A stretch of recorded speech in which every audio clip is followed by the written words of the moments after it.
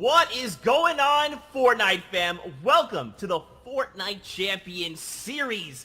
After the heats yesterday, we find ourselves here at the summit, the Fortnite Champion Series Grand Finals. After today, one player in every region will be able to hold the Axe of Champions high. The hype is here. We are excited, and we cannot wait to get into things. If you're joining us at Party Royale, what's up, everybody? Thanks for having us. We're here to have a good time, watch some cool Fortnite action, and of course, don't forget to use your favorite emotes, throw the grenades around, purple, orange, whatever your favorite color is.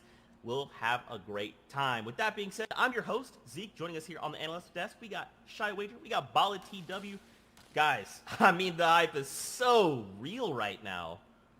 I mean, I'm between hyped, excited, and every other amazing, awesome word because we've been watching along with these guys playing the FNCS solos for so many weeks, and right now, this weekend, today, it's the finale.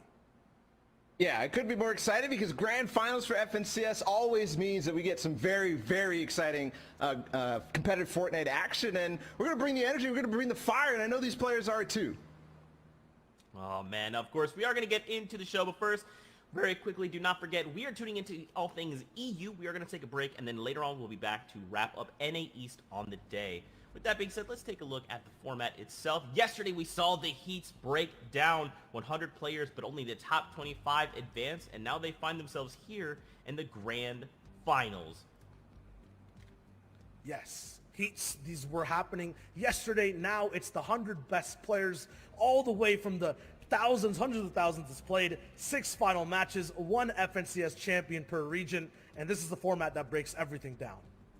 Yeah, if you're unfamiliar, you get placement, or you get points for placement, you get points for elimination. 14 points total for placing highest, for achieving that victory royale, and that will matter so much over all of everything, but you've got to find the balance. You've got to find some eliminations because that is kind of some guaranteed points every time you pick one up. And the placements, well, you got to see how it is. It's very difficult to actually accrue these in a competitive game. That's right, man. 100 of the very best will clash and battle it out. Now, of course, what's on the line here? The Axe of Champions will be that trophy that they can take into game and let the others in the lobby recognize them as a champion, but also in the lobby recognize them as a champion, but also take a look at your prizing breakdown here. $80,000 for first place. And of course, everyone that has made it this far will walk away with something, which is awesome to see. And I mean, even if they were to place, say, last, you still have to recognize these are 100 of the best players in EU. Make sure to recognize them for their skill. Here is an overall breakdown of EU. $800,000 available there, and then NA East, which we will be back for later. And don't forget, we have other regions breaking down there as well, which we will take a look at in a moment. But real quick, guys, I gotta talk about something that's near and dear to my heart, and that's Batman. Genius comes in many forms. Whether you're dangerously funny, creating havoc with wild plants, or flooding the island with your best intentions, it often comes along with a companion, madness. Become everyone's nemesis with the Last Laugh bundle featuring the Joker, Poison Ivy, Midas Rex, matching cosmetics, and 1,000 V-Bucks. You can pre-order the bundle through your favorite retailers, and it will be available on November 17th. So definitely check out the blog for all the details. And if you can't wait for more DC characters, Harley Quinn, Catwoman, and my personal favorite Batman will be back in the item shop for a limited time. Get their cosmetic sets before they disappear into the night. And of course, let's not forget Joyride has hit the game, and we will not be seeing vehicles in the competitive playlist, so just keep that in mind as we are watching. Now guys, I did kind of touch on it just a moment ago. We do have those other regions that are facing off. We should probably check it with OCE and see how things are going. Yeah, I think we should for sure because the competition over there was a preview of everybody else. These guys got the first taste of the grand finals action, and if you watched last night, it was certainly nice. And we got to award our first Axe of Champions. Yep, the axe is given out all the way towards the winner, and this man's going to be having that pickaxe to use towards the entire next season. It's going to be awesome to see. The winner of OCE overall was, of course, Jinx, RNG, Jinxie Fishy, and total points of 75, the Oceanic champion. What a run that he had above the rest. Yeah, it was ridiculous. And this man was contested too. For yours unfamiliar with what that means off spawn when he dropped, there was somebody fighting him, which means that it's very difficult to do what he did. But 75 points. And something else to note about Jinx, this is a man of stature, somebody who has won the previous FNCS. So he was already holding on to that Axe of Champion. He gets to maintain going into this season. Winners stay winning because as well, from second place all the way down to 10th, very familiar names. Refalse, Asfit, Rax, Worthy all the way up to second, Zore, Leia, Moose, Link at 7th, and then Fresh at 6th, who's been playing so phenomenally over during the day. Had some help as well from chat, as well as Arab coaching him throughout the entire process. Past that too, on the second place of Oceania, 11th down to 20th place. It is the same names we keep seeing, but look how close it was overall. Look at the prize money these guys got broken down. 40 points down to 36. Mountain holding 11th. RBK, I don't know, which is Volks holding down all the way to the 20th slot. Such a close competition, and this is going to be a nice identifier here as we get ready for EU. I mean, watch these point thresholds. Look at how close that is. We will more than likely see this in EU unless someone decides to break away. With that being said, though, Asia also has a champion, Fram #1, holding down that #1 spot, 47 points, no victory royales, but 11 elimination and an average placement of 25th.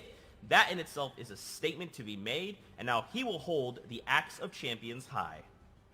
But it was so close, Zeke. Look at the eliminations, 11 for him over 6 games. That is slightly under 2 elims. And you know what? It counts. Everything matters. Tiebreakers certainly do in this case. 3 people tied for points at first place. That is ridiculous. Unheard of. Haruhiko coming in second, and Peter Pan. Unfortunately, these guys fell with the tiebreaker of eliminations. Fram will win the Asia region. Still, another tiebreaker back-to-back, 44 points, 4 ways through, from 3rd all the way down to 7th place. That is insane to see. Still, that story continues on the second page. Asia was so close, so competitive. And as you mentioned, Bala, every elimination did indeed matter. Once again, Rizart down to Riru from 11th to 13th place. They were tied. You go all the way down to 18th to 20th. Wildhawk, Bob, these guys were tied too, and it was their individual performance every game that stood out. So remember, every single game we watched today, every single play matters the most. That's right, man. And this is something we're going to talk about for the whole time, right? Is every interaction matters. Every time 2 people square up, one of them will be eliminated, while the other is allowed to continue moving and continue earning those points, while the other that lost has to wait. They have to reset and come back into the game with a fresh mindset and hope to earn more points. And these guys have been doing it all weekend long since Friday. They've been playing in these set lobbies, these very difficult games, and for some of them, they're done. They've already played it through, but for others, regions that we're looking forward to, EU up next, and these guys have such a competitive field. Look at the first list of qualified players, and that is just 1/5. And they've gone through so many different hurdles. We had 4 heats in total, top 25s qualifying from each and every one, down to the final 100 players. These guys are at the top of their game, and they're going to be playing against other people who are used to winning. On this page alone, I'm looking at Scouts, Keziks, Seventor, Mongrel, big, insane, legendary names looking to get another title under their belt. Reason was on that page too, the player who won Heat 4 against people like Letwick. Flois came out of Heat 1 with a dominant performance. We're going to be looking at him to see if he can maintain a good start out of the early game. Tayson, who had the first start in Heat 2 with the back-to-back victory royales, and we've talked about the format, how much that matters. His lead was almost insurmountable after only 2 games. And whether you're watching in-game in Party Royale or anywhere online, just pick a name over here, follow it through, find a new favorite player, and follow your favorite old ones too, like Letchi, like Fasroki, XW2, who's an insane winner, winning back-to-back games through all stages of the competition. These guys are about to play some of the hardest games of their lives and are going to give us some of the best Fortnite we have ever watched. And yesterday was literally like a little taste of that, right? And we've seen these pockets of people already setting their eyes on grand finals. Today will bring some of the best Fortnite we've ever seen. I mean, there's no way of knowing. Will someone break away and hold off strong? Will people go head to head and kind of pull each other back? And at the very end, someone will cross the finish line. No way of knowing, guys. This will all unfold before our very eyes.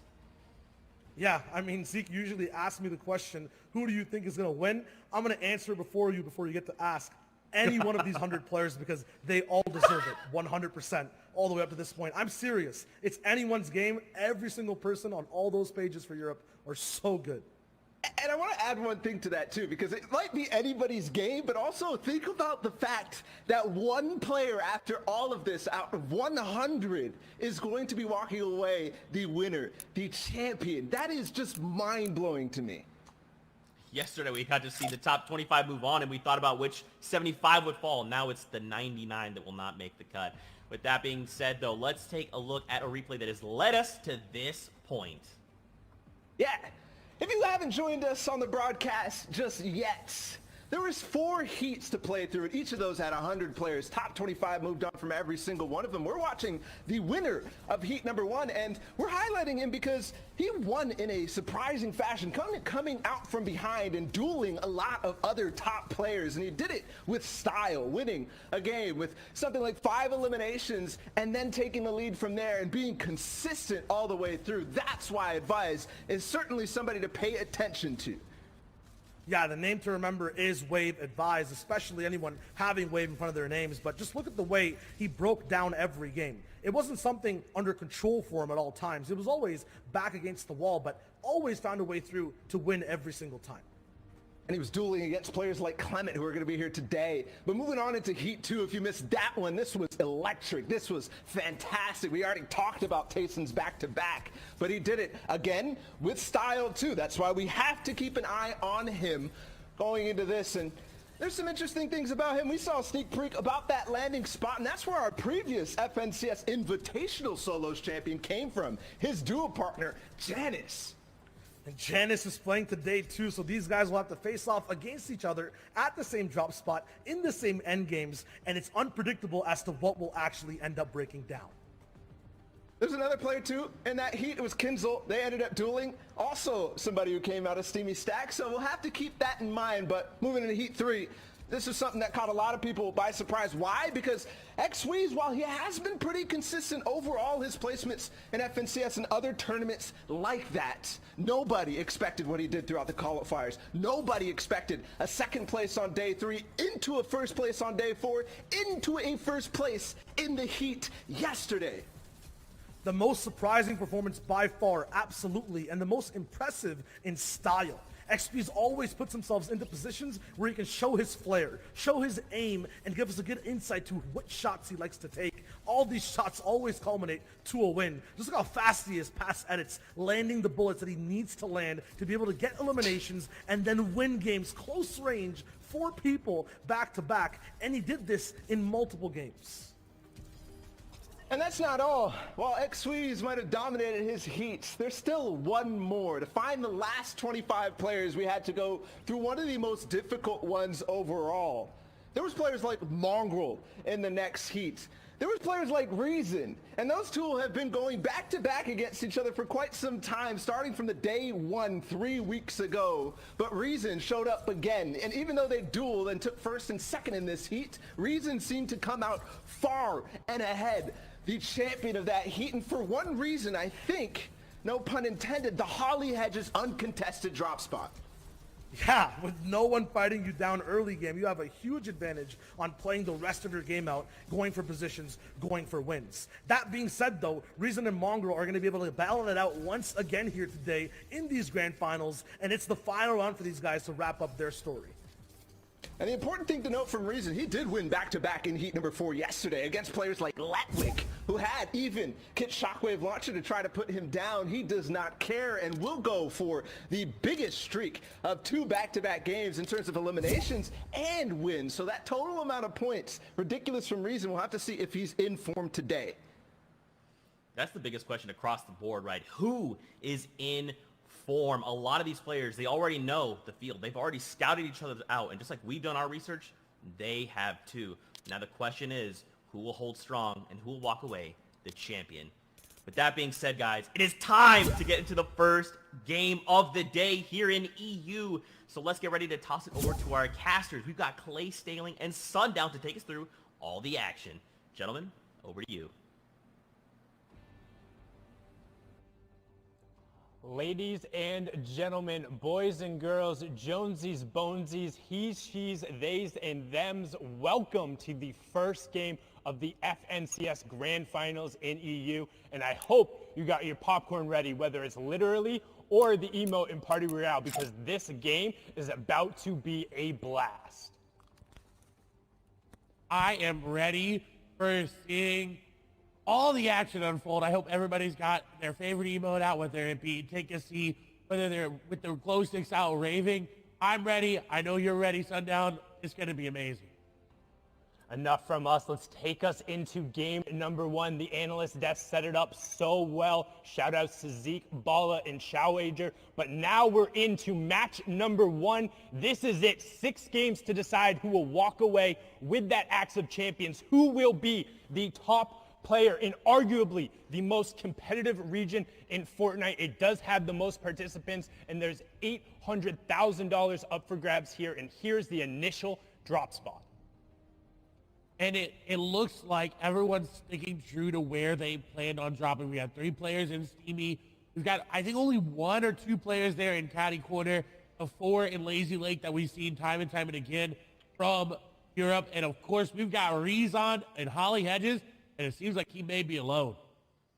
And one of the best comments I think I saw coming out is, wow, everyone is really scared of Rezon. And if you look at some of those early game drop spots, both in heats and I'm assuming now in the grand finals, everyone stays really far away from him. And you can see that in the bottom right-hand corner on the map. Not a single triangle remotely close to him representing another player. That's because he's done such a good job over the course of the entirety of this tournament to stake out the claim, and then also getting a nice little elite chest right there, granting him the legendary burst AR, and he's set to go now. He can begin his rotation and head to center zone. He has those 6 crash pads, which we've seen him execute on so well, and he's basically set to now just farm the materials he needs and transition into the mid game. However, we've seen him go aggressive time and time again with this similar loadout, as now we swing on over.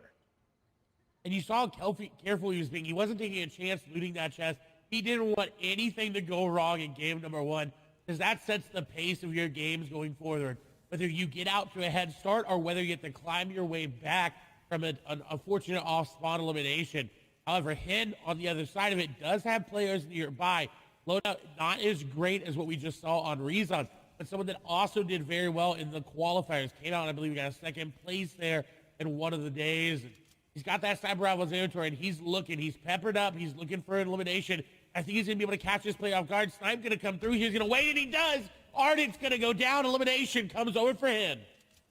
Brilliantly done there by Hen to set up that ambush on the side. We've talked about it time and time again, how you need to be careful, but in the early game in particular, it's so hard to really know where your opponents are, keeping track of them. If somebody does get that first shot down and you're not able to react, it can be game ending. And going out there in 96, it's so hard, a 0-point game, and now you have to sit back and watch everyone else have fun while you're sitting there waiting for the next game. As now we hop on board, and Candy, who's going to be in the exact same situation as Milan, turns that one around. And someone who's really been playing a lot better as of late, Clay.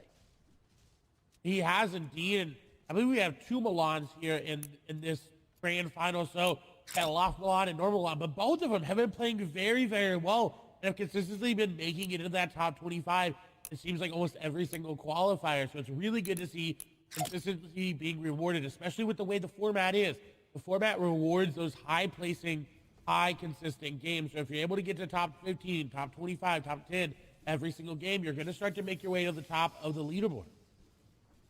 And that's what the goal is for the end. We talked about so much yesterday how it's, hey, top 25 is all that matters. Well, here, everyone wants to be number 1. You have to walk away with that top spot. It's a solos competition if you want the grand prize in the Axe of Champions and all the clout that comes with saying, hey, I am the best player in my region after the weeks of qualifiers and then coming down to this. And Mr. X, who had a beautiful run yesterday to even get him here. The miracle back-to-back-to-back eliminations, but now under pressure from Rifla, going to get in directly on top of him, but sticking straight to the AR spray. He didn't have a shotgun. That's what we talk about. Those early game fights, he just had the assault rifle and the SMG opting to stick with the AR, and I think that might have been the wrong call, as the SMG could have offered him slightly more damage in that situation, but rifle comes through and punishes him.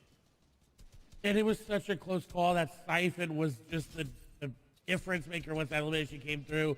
You see now on another engagement, it's between Wolfies and Maestro. Maestro running off this side on the front foot. The pedal is down. Maestro wants to just continue to push down. Shots go through. He's going to break through the wall. And Wolfies is going to go down. That was a huge pickup there from Maestro Wolfies, who was the second place finisher in the duos of the World Cup. We've seen him play so aggressively, the young player from the UK, but when he's put on the back foot, it can be a little bit challenging there. Maestro did come through, got dropped down to 48 HP, but don't forget, in arena and tournament settings, there is that siphon enabled. That means when you eliminate an opponent, you will get either 50 HP or 50 shield back, depending on which one you end up needing. It prioritizes health first, and then they will also drop all of their materials, all of their loot, and an additional 150 materials, so an extra 15 builds that you can go over and sweep up. That ends up being really key, particularly in the mid and the late game now, as I'm on board here with a Ventex, who takes 2 really big shots and is put on the back foot. He is, but luckily enough for him, Crash does not have any shield pop. Now, it's not going to be as good as he is going to be finding time to get those minis in that big shield pop. And Intel over there needs to find an aggressive push into the box and needs to catch him off guard. If Ventex is not able to get this medkit off, this does not look well for them. But it seems like the medkit will be popped, so he does get back to fighting HP. Under 50 HP is enough to withstand some shots. As Crash is now on the back foot, that's exactly what he needed to do. He needed to turn that defense that he was waiting on into that offensive moment. And now Crash is in a very bad situation. 6 builds remaining, no HP to really work with. He's going to have to hit a really big charge shot there. Dana coming through, not going to connect on these shots. He goes in the box, but Crash hits the shot, and that's another elimination for him. And you talked about it. He needed to hit that big charge shot, holding it up and punishing the player. And particularly when you see 2 players box to box fighting with charged shotguns, it's really difficult if you're not able to get that finishing blow right away, like No Luck Nebby does there, finding Kira to close out the fight, because you can have... Oh, Nebby, what? Don't even forget my point there. Nebby showing the power of the hunting rifle, showing up, catching 2 players on the outside. However, look in the bottom right-hand corner. A 3rd player is now rotating by. So can Nebby get all of these resources and get out without getting engaged on? But those are 2 monstrous shots. He's got to feel confident there, and definitely not living up to his name. Plenty of luck going on. And you took the words from my mouth. Nebby with an amazing aim there, just getting what he needed to get started. However, someone who is not having amazing luck is Janus right now. 134 effective HP. It means he fought either off spawn on rotation. Now he is going into the orchard, which does allow him these campfires and the apples that drop that give you 5 HP per consume. He's going to be in a good spot. He's able to really farm up. But Janus drops Steamy stacks. And look at his medal count. It was only 97. Coming out of Steamy with only 97 medal is not what he's used to, and this is definitely impacting his game plan. Yeah, and it's going to be tough there. Also, tons of players will know where he is, stoking that campfire, putting off the smoke signal. You can see him, those apples dropping, but instead opting to burn the extra wood. Good trade-off there and good awareness of where he was on the map. However, you do see Spen is lurking and trying to catch out the FNCS Invitational winner here. Janus over on the side, and he does. He gets him real quick. That's the problem. Again, we talk about it, the hunting rifle on the side. If you're not ready for it, it can be a game ender right there. You get caught out farming.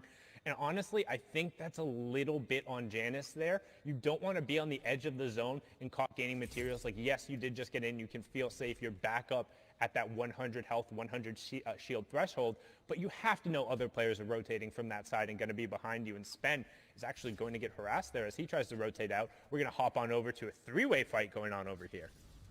Oh, and now already down to just 2 players. Controller getting into the boxes and getting the shots, picking up 2 eliminations back to back.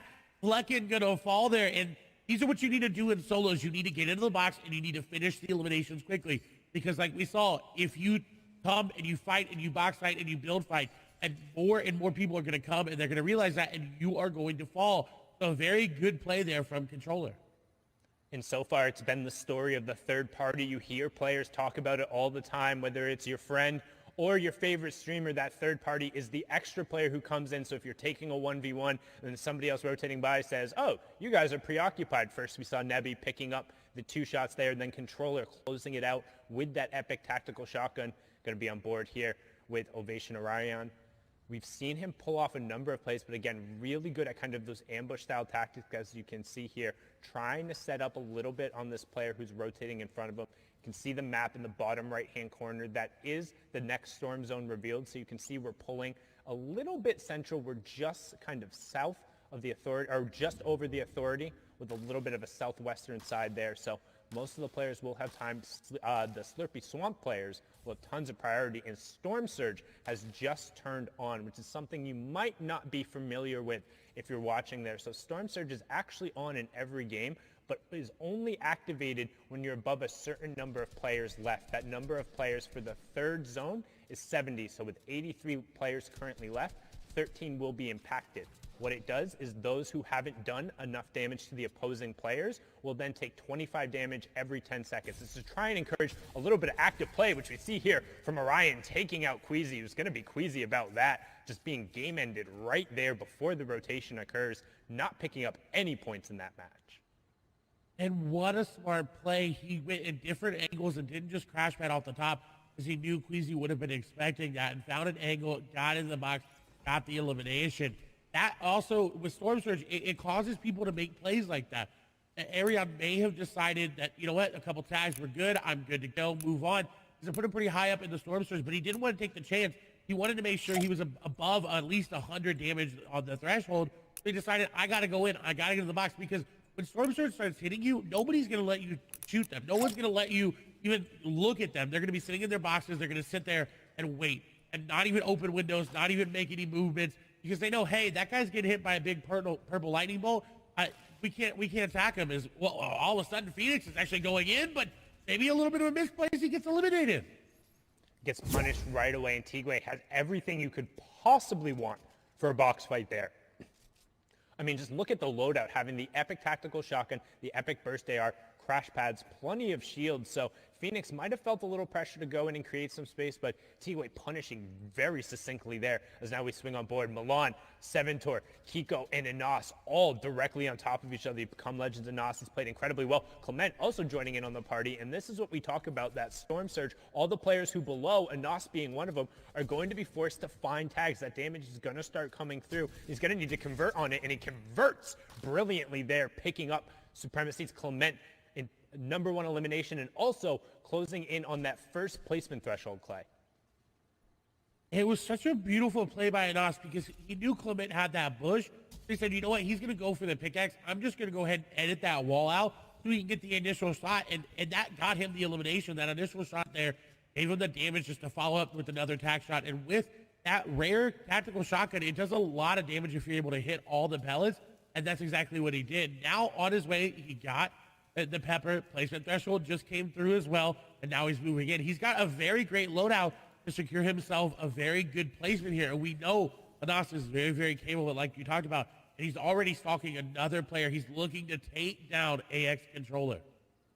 Yeah, and that's Controller 007 from the FNCS Invitational. We saw him have a number of really solid performances. Still need 3 players to go down from that Storm Surge threshold, but Anas just trying to kind of follow in this rotation path, get as close to center of zone. So if you're kind of new to watching competitive Fortnite, joining for the first time in Party Royale or Twitch or YouTube or Twitter or watchfortnite.com, what do you care about as you're watching this game, as Anas will take it down, or what are you looking for? Mongrel and Thomas HD also picking up eliminations to put us below the Storm Surge threshold. The first thing is whether or not people are picking up eliminations. You can see that to the right of the player's name, that's right next to kind of the little mark there.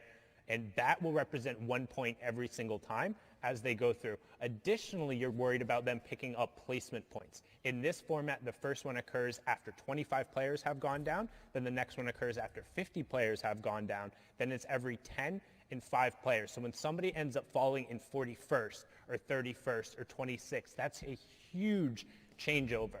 But now during the middle part of the game, as everyone's rotating through, what they're looking to do is establish space for themselves, make sure they're safe, and then find tags so they're not threatened by that storm surge that we were talking about ahead of time. As now we hop on board here with MCS like Squeezy, who has placed top 25 in 78% of his games this FNCS, best in the EU. And that's something to contrast with the fact that he also plays really aggressive in the early and the mid game. If he gets caught out and he's able to convert, he's had some of the highest elimination totals throughout the entirety of the FNCS, Clay. And I was going to say, I'm surprised he's not going into this player's box that's literally just fishing in front of him. Someone else tried it, and he's waiting. You can tell he wants to get into this box. As soon as he sees that player start to make moves into the other box, or maybe he finds out exactly where they are, he wants to go in. But he's got Letwick right above him, so you can tell he's being a little bit more cautious this time around. In the heat and the qualifiers, he knew he had a little bit of leeway after that great performance that he had. He was able to play a little bit more aggressive and still get top 25, which is insanely impressive. Now, the biggest impact of the game right now is going to be this kit shockwave launcher in Thomas HD's inventory.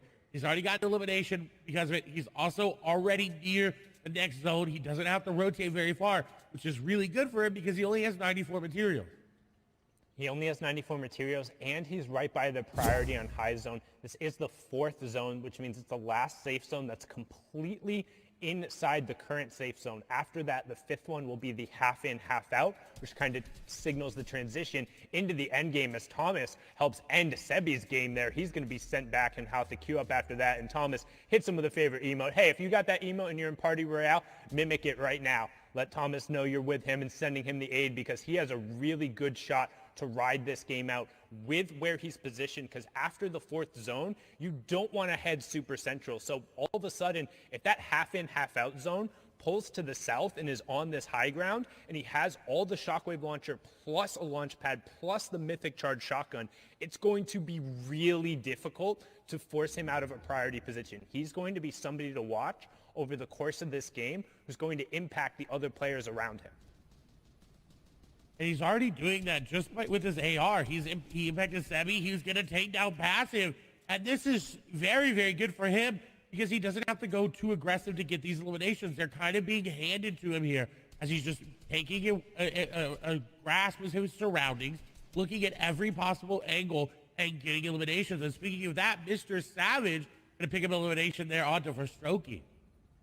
Yeah, and you can see that action kind of being driven as players are forced to rotate in and start to get priority position, because it's not only just about being safe here, it's about establishing yourself for the next rotation, because that half in, half out is so important in terms of priority. But right now, Reason is 5 below the damage threshold. So once this zone clears, he'll start ticking. You want to keep an eye on the top left and then the bottom right-hand corner. That number will need to drop down to 50 players before Storm Surge turns off. And if anybody we're watching is below the threshold, they'll start taking that 25 damage every 10 seconds. And Reason just able to get himself above it with a nice tag there, and he's starting to get aggressive. We talk about the utility of the crash pads. We saw it in the package beforehand, and Ball and Child talked about how good he can be aggressive on the low ground, and he gets Heatsy there, which is a huge elimination as well, because he pulled that half in, half out zone we talked about. Everyone who banked on it being up on the high ground saying, hey, if it pulls up here, I can win the game. Well, they were wrong. It pulled away from them, and they'll be the ones who have to rotate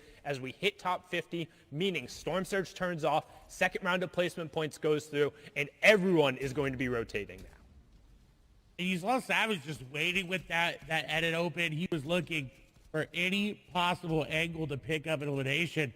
Lois as well. He's kind of fashioned himself a little bit of a base here that's got these pyramids edited in a nice way so we can see down on players rotating. And this is where you want to be. If you do pull half in, half out, you want to be looking for players. You don't want to be exposed, because obviously that you could get sniped like Flois might do here. Some people, Mongrel picks up an elimination as well, so he's still here in this game and still fighting as well. As Lois is trying to snipe somebody out of the sky and was not able to hit it, but a valiant effort. Valiant effort, but just a little wide. Might have given him a haircut, but not going to connect. No Storm Surge tags in play there as we see Kami pick up a huge elim. Flo's trying to get involved here, finds the first tack shot, gets the second onto Vadil, who had picked up Savage. So Savage, again, going down early, only picking up an Elim and the 2 placement thresholds. 3 points for him there. As we continue through, you can see Flois and Scribs still in.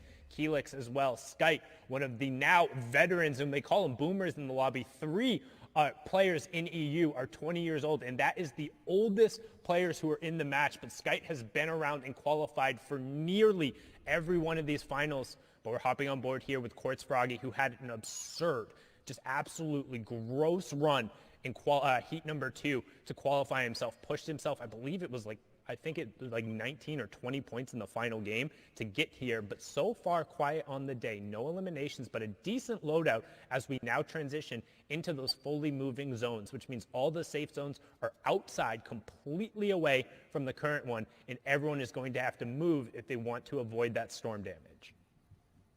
And luckily for him, it seems like it's pulling towards him, so he doesn't have to invest those crash pads right away. He can look for eliminations, as you see sitting in the code, allows him that opportunity to find these rotations as well. You see just bouncing away through the crash pads, doesn't have to worry about it. A squeeze is going to fall there in the feed.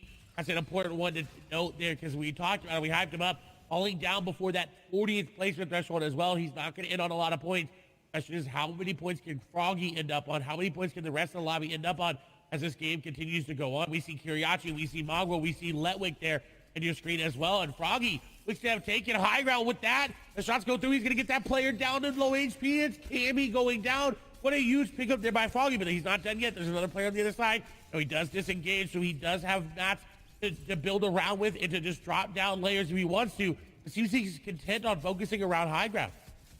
Yeah, and Benji and Hen also picking up a pair of elims there in the feed as we close in on the next placement threshold. It'll be top 30, and then every 5 players going down. Storm Surge will also turn off his top 30, and we're closing in on it. There it is. Scouts picking up a pair to make sure he gets there. That's ADN and Diablo, who we saw yesterday going down. Thomas also goes down, and then Become Legends Rifle picks up Benji Fishy. Deceptos ends up getting Skype as well going down there. Lechy picking up Styler, but we're still on board here with Quartz Froggy, and we saw how much work he can do on the mid-ground tarp here, and he's continuing to run through with that charged shotgun, picks up Scouts as well, and we're in through another placement threshold. So this is what happens as we start getting in the moving circles. All the action for us, so keep an eye. Flois all the way up on the high ground. Kiko has priority on the low ground, and then everyone else is the tarp in between. But Hen and Reason are still up on the mid-tarp.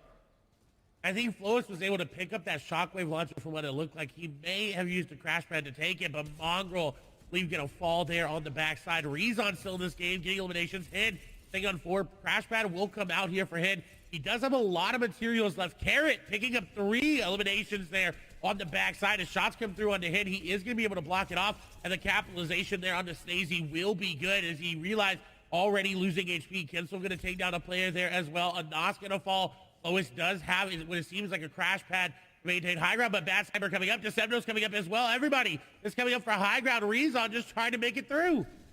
And everyone pushing for the high ground right now, but not necessarily paying attention to what's going down the low ground where people are cleaning up on eliminations. You have Flois in your top right, Froggy in your bottom right, everyone else on the wide. You can see Flois is up on that ultimate high ground. Deceptos in Hen down on that low ground with Reason just above them. Froggy waiting for his opportunity, but keep an eye on the number of builds because we're getting down to the final one. Flois going to pick up an elimination there, and he's doing a really good job at just maintaining that high ground control as we're closing in on our top 5. One more player will go down, and then it's all about getting to the top 3. Boom, we have it. Letwick, Bad Sniper, Froggy, Hen, and Flois, top 5 in game number 1. And Flois looking to close it out 4 eliminations, but Froggy down below, you cannot count him out yet. He is right there. If he takes down Flois from below, that'll be so huge for him because he will get that shockwave launcher, get that mat refresh. Letwick's very, very low. More than likely going to be edited down. The shots come through, but no, Flois going to be one to take it down. Froggy gets down Hid. In the meantime, 1v1 Froggy versus Flois. The shockwave launcher up above. Froggy trying to dodge him. Flois sending him down. He's trying to, but he's running out of mats. 15 builds remaining, and Froggy does not look like he's stopping anytime soon. Going out in the zone, taking some damage. Going to shockwave himself down. Little Mitro classic. The shotgun does come through. The shockwave is going to send him flying. Shots come through. Flois is going to get the beam, and he takes down Froggy for the victory royale. Really, really good job from Flois executing on the top-down push with the mythic weaponry, but more importantly, showing the versatility of that shockwave launcher, launching himself down and then finding a gap to launch the opponent out, tracking him, and picking it up with the AR. Match number 1 is done. Fury Flois taking home the victory royale, but we'll see where the leaderboard shakes out. We're going to toss it back on over to Zeke, Shio, and Balo. Man, a strong start here in EU, really coming out with a nice flow. Flois finding himself the victory royale. Guys, this final fight between Froggy and Flois, both players walk into that 1v1 with 5 eliminations. The elim and the victory royale is going to be that 4-point swing. This is gonna be a good tone setting for the rest of the competition. We saw it in every region, right? 1 point matters, and that's a 4-point difference for that win and the elim. The coolest thing, though, to me was the versatility for Flois and how he was playing every single engagement differently and using his entire kit to be able to hold first overall in Europe right now. 6 eliminations, 20 points, and that victory royale. Yeah, but there's also other people lurking near too, and with only the first game, don't forget there's 6. People are starting to establish themselves. I see Hen in 3rd place right now with 15 points, a sign that he could actually be on that hot streak. Hen, a very hot and cold player. Letwick, though, played significantly well yesterday, and he's there again in towards the top placements, and also with a couple elims to put himself in 4th place, but Kinzel too. And then the rest of this, I think, is kind of maybe a little different than what we might expect in towards the end of the day. You have Carrot, you had Disiptos, you had a Nas. I mean, there are some of these guys who have the potential to win for sure, but I don't know if that's quite it yet.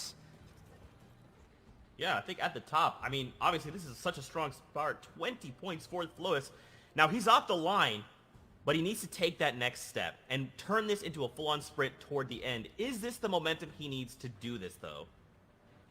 Yeah, I mean, for all the people over here, that's the same kind of question, right? And if you haven't seen the standings leaderboard before, the eliminations are the total overall over the 6 games we're playing, as well as the points. And that's a combination of the placement and elims these guys have. So Lecce got 5 points of placement that game in 22nd place, and 2 eliminations. That's 1 point each. But for these guys, they're kind of sitting at 30th place. They don't have to go for a top 25 anymore. No one has to go for top 50. Everyone here is focused on that win, and they're just slightly behind. Still, though, really hot off the gate. Yeah, there's a lot of different things that people have to figure out on this first game. There are a lot of things and changes to what people might have been expecting. The plan, Zeke, you talked earlier about how these guys are all starting to do their research and whatnot. It shifts a little bit in grand finals. People start to make decisions and play with the mind a little bit of each other to, you know, force things that you might not be comfortable with. A lot of that is going to dictate that drop spot, right? And how that could, I mean, we're talking about 100 of the very best in the world. If I'm going somewhere and my peer is going somewhere that I'm used to playing with and against, that is going to dictate my play and theirs. I mean, it always starts from the early game, right? Just in general, the entire tournament, from game number 1, your mentality is set in if you do well, if you do bad, and now everyone has different expectations. If you're like Flois, you're at the top spot. You guys mentioned it. Now it's a game of endurance, of holding it and not faltering when things go bad. And in the grand finals, we have seen tournament after tournament. Being uncontested increases your chances of winning tournaments by tenfold, if not more than that. So being uncontested means you have nobody landing with you. You might be familiar with landing in a hot spot. You don't want to be doing that in grand finals or in set lobbies at all. Yeah, the opposite of that is contested when someone is there. And Mr. Savage and Noah Riley are side by side at the yacht on the northern side of the map. 2 other big names all the way at Slippery Swamp, Kiriachi and then Benji Fishy. Noah Riley was not supposed to go to the yacht with Mr. Savage. Mr. Savage had thought that he had done enough to force nobody to land with him throughout the heats. But you know what changes now for Benji is that Noah was going to be landing in the same main building. And of course, Noah did not want to do that challenge. One of the best players in the world at off-spawn fighting did not want to challenge Benji whatsoever. He'll leave what success he had throughout the qualifiers to end up going against Mr. Savage? I mean, now it's going to be even harder, I think, for Noah Riley all the way up at the yacht. For Benji, even freer. But how did that look in game number 1, right? We're talking about these names, and we missed one of the biggest ones from the first game, Flois, who ended up getting the Shockwave loot. Didn't start with it, though. He was at the Orchard. And a big difference from what we've seen for Flo is because usually it is the Shockwave loot that he's going for in the early game. That's why he got to this spot, but it doesn't matter. He'll grab it anyways, and he's even contested the Orchard. So all I said, Zeke, about being contested, reducing your chances of winning in grand finals kind of shifts when you see what Flois just did, and it doesn't matter where you land. You could always stumble across Kid's Shockwave launcher.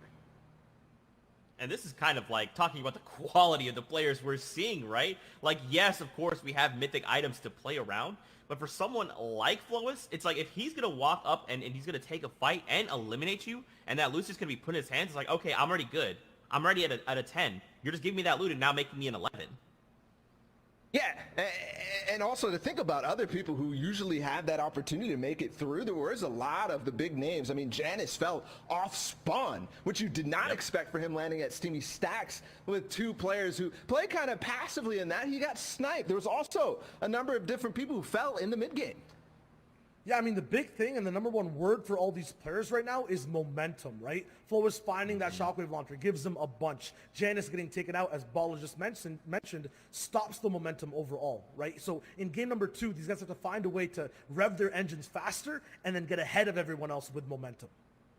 Oh, man, a lot of momentum here to start the day. Now, guys, I do want to continue, but I'm getting word the games are ready. So let's get ready to hop into game number 2 here of the Fortnite Champion Series in Europe.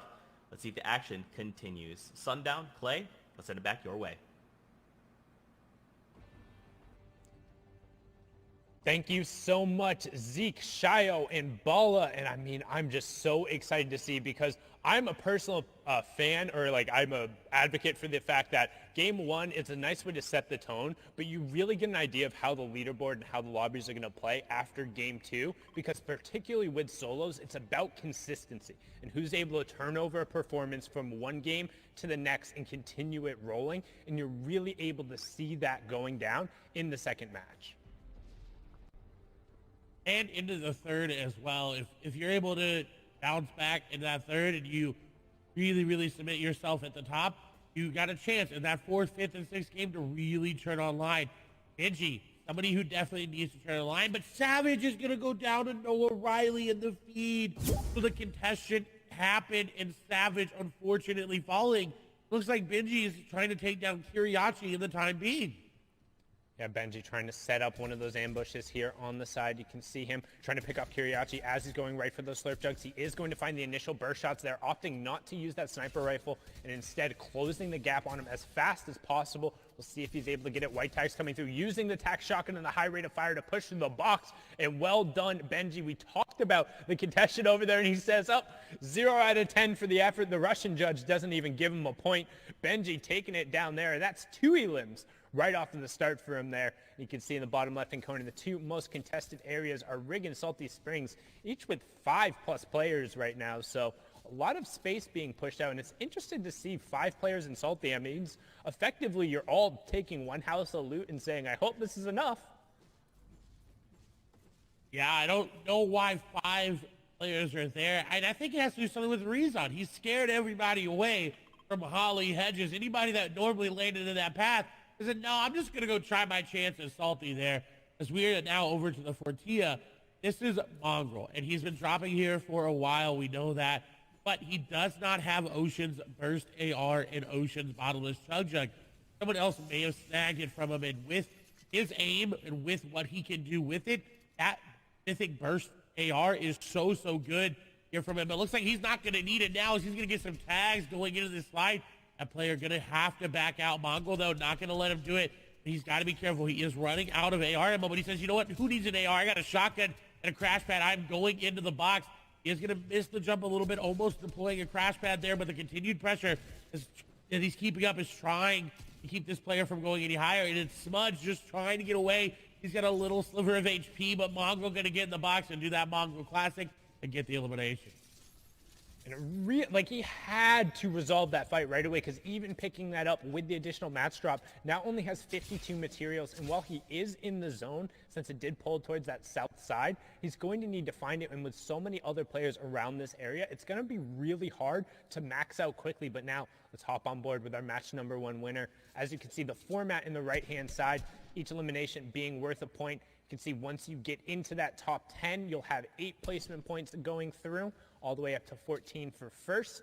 Then you can see 11th through 15th is 7, 16th through 20th is 6. It's the intervals of 5, then the intervals of 10. And of course, you get that first placement point after the first 25 players have gone down. So still plenty of players who need to drop here, which generally is a little slower from EU. You'll typically see a little more aggression going on. However, as you get further and further on into tournaments, the stakes and the players become that much more difficult to fight against, and it's really hard to confidently take an early fight, as we have Rax and the Costa Rican Sebi in a battle over here. Ooh, and Rax on the back foot already. Now, this is that weather station just above Caddy. A Sebi going in. The shots are going to go through. He's going to get the initial damage, and he's going to follow up with the AR. The crouch spam, and it's going to pay off for him. The elimination comes through, but now the question posed for Sebi is, can he go get Hit's loot? Can he go get the shockwave launcher and that charged shotgun, or will he settle for some of the vault loot? And generally, that's the goal. It's to go through, get whatever you can from the weather station, resolve a fight there, and then head down and hopefully pick up the remnants of whatever happened at Caddy Corner. But now we're going to swing on over to Authority, where we have Letwick. We're in match number 1. He was able to steal away that mythic glider grapple gun and just kind of rotate out. But now match number 2, you can see Hardfind over on the side, and Hardfind looking to set up a trap and a bait. And we've seen this before a number of times, particularly around that vault area where there are some areas you can't build. Players look to have just an immediate drop, but Letwick is set up really well in terms of his close quarters combat. Just having that epic SMG as well as the tactical shotgun and a legendary pistol means he has 3 really high rate of fire weapons that give him plenty of abilities to just spam and pressure Hardfind, who's gonna be looking for an ambush here in a second. But right now, both players just farming up. And it seems like they're respecting each other's areas of this Authority. They kind of know, hey, he's going to be over here. I can tell by how he's looted. I know Letwick's going to be in this side because I know how he looted from Hardfind's perspective. But what concerning about this is the players that are around. Carrot is there as well. You got 2 other players on the side. But Letwick is playing this very well. He's hitting some things, and then he's standing still. Because that's how the henchmen act. If they walk around, sometimes they'll hit stuff that's in their way, and then they'll stand still as you see one moving there. On the other side, we've got Wolfies, who's in a fight against some Marauders. Hopefully he's able to get out of those. The Marauders are very, very potent. They shoot you, they throw stakes at you, and they just will try to eliminate you at all costs. And they've got very, very good aim, especially with that hunting rifle there in the inventory of the Deadeye Marauder. Wolfies is pretty low, but he's got Ardent pretty low as well, 150 HP. Now the Marauders are coming in here. The third party this fight. Sometimes the third party does not always have to be an actual player. It can be the AI. This is really good for Wolfies. He's allowing the Marauders to go after this player and go after him for him and get the initial damage. But if he goes in, he's got to be careful. He can't look to go in right away with all these Marauders around. If he doesn't do any damage to him, they're going to be very, very, very hard to build through and walk through. As you see, the builds are going to get broken. This is bad for Wolfies. He needs to get rid of the Marauders. His shots are coming in, down to 11 HP. He's only got 2 builds remaining. Launchpad placed. He can't build anymore. Got a player right there in front of him. Sniper shot going to come out, and it does. But he goes down to a Marauder. Vato getting picked off there, but the Marauders catching Wolfies out. No builds, no natural cover nearby.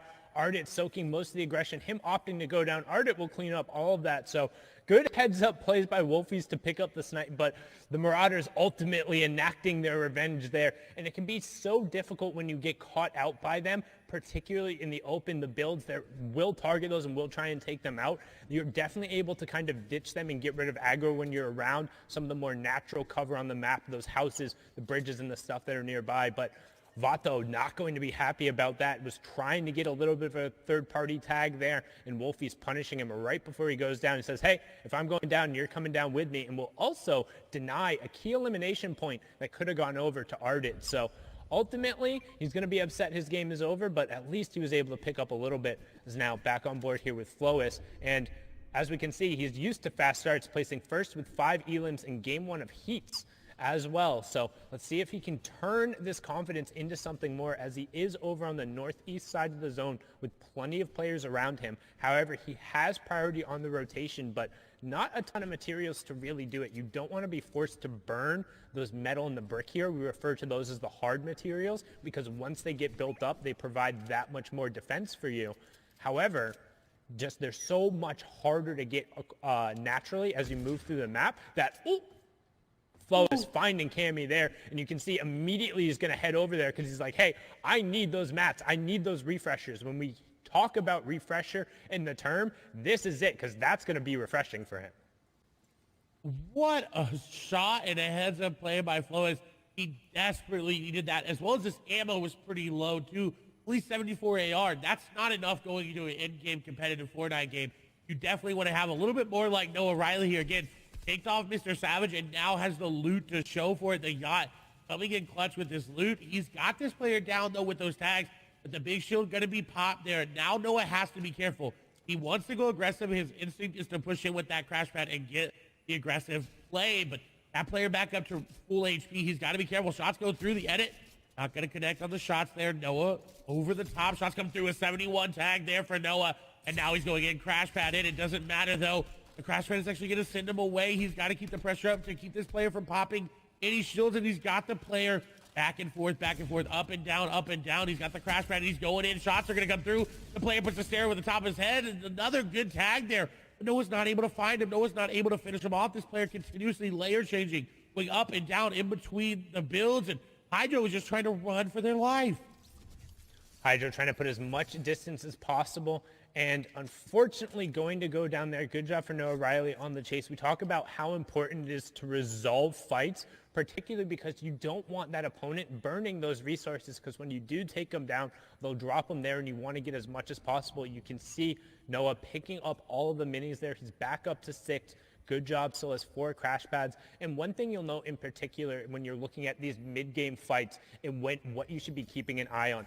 Anytime a player has crash pads, that will enable them to push into boxes. You've seen it in 2 different ways, both from the top down, where they throw it against one of those cones because it lets them fall in. And then a perfect example, thank you, Ross George, for showing it right there, winning the fight against Hardfind very closely with 6 HP. That's the horizontal crash pad, where you line yourself up on the corner of the walls, you throw it against that corner, and it'll end up landing right behind you, and it pushes you forward into the box, but it won't affect the other player. So it allows you to line up your shot ahead of time, and most times it'll also put you behind them, so they're not able to play defensively, as Orange trying to play defensively here, but Bafo just comes in and says, hey, you didn't have enough time to reset and get your shields up. I will take all that loot. Thank you very much.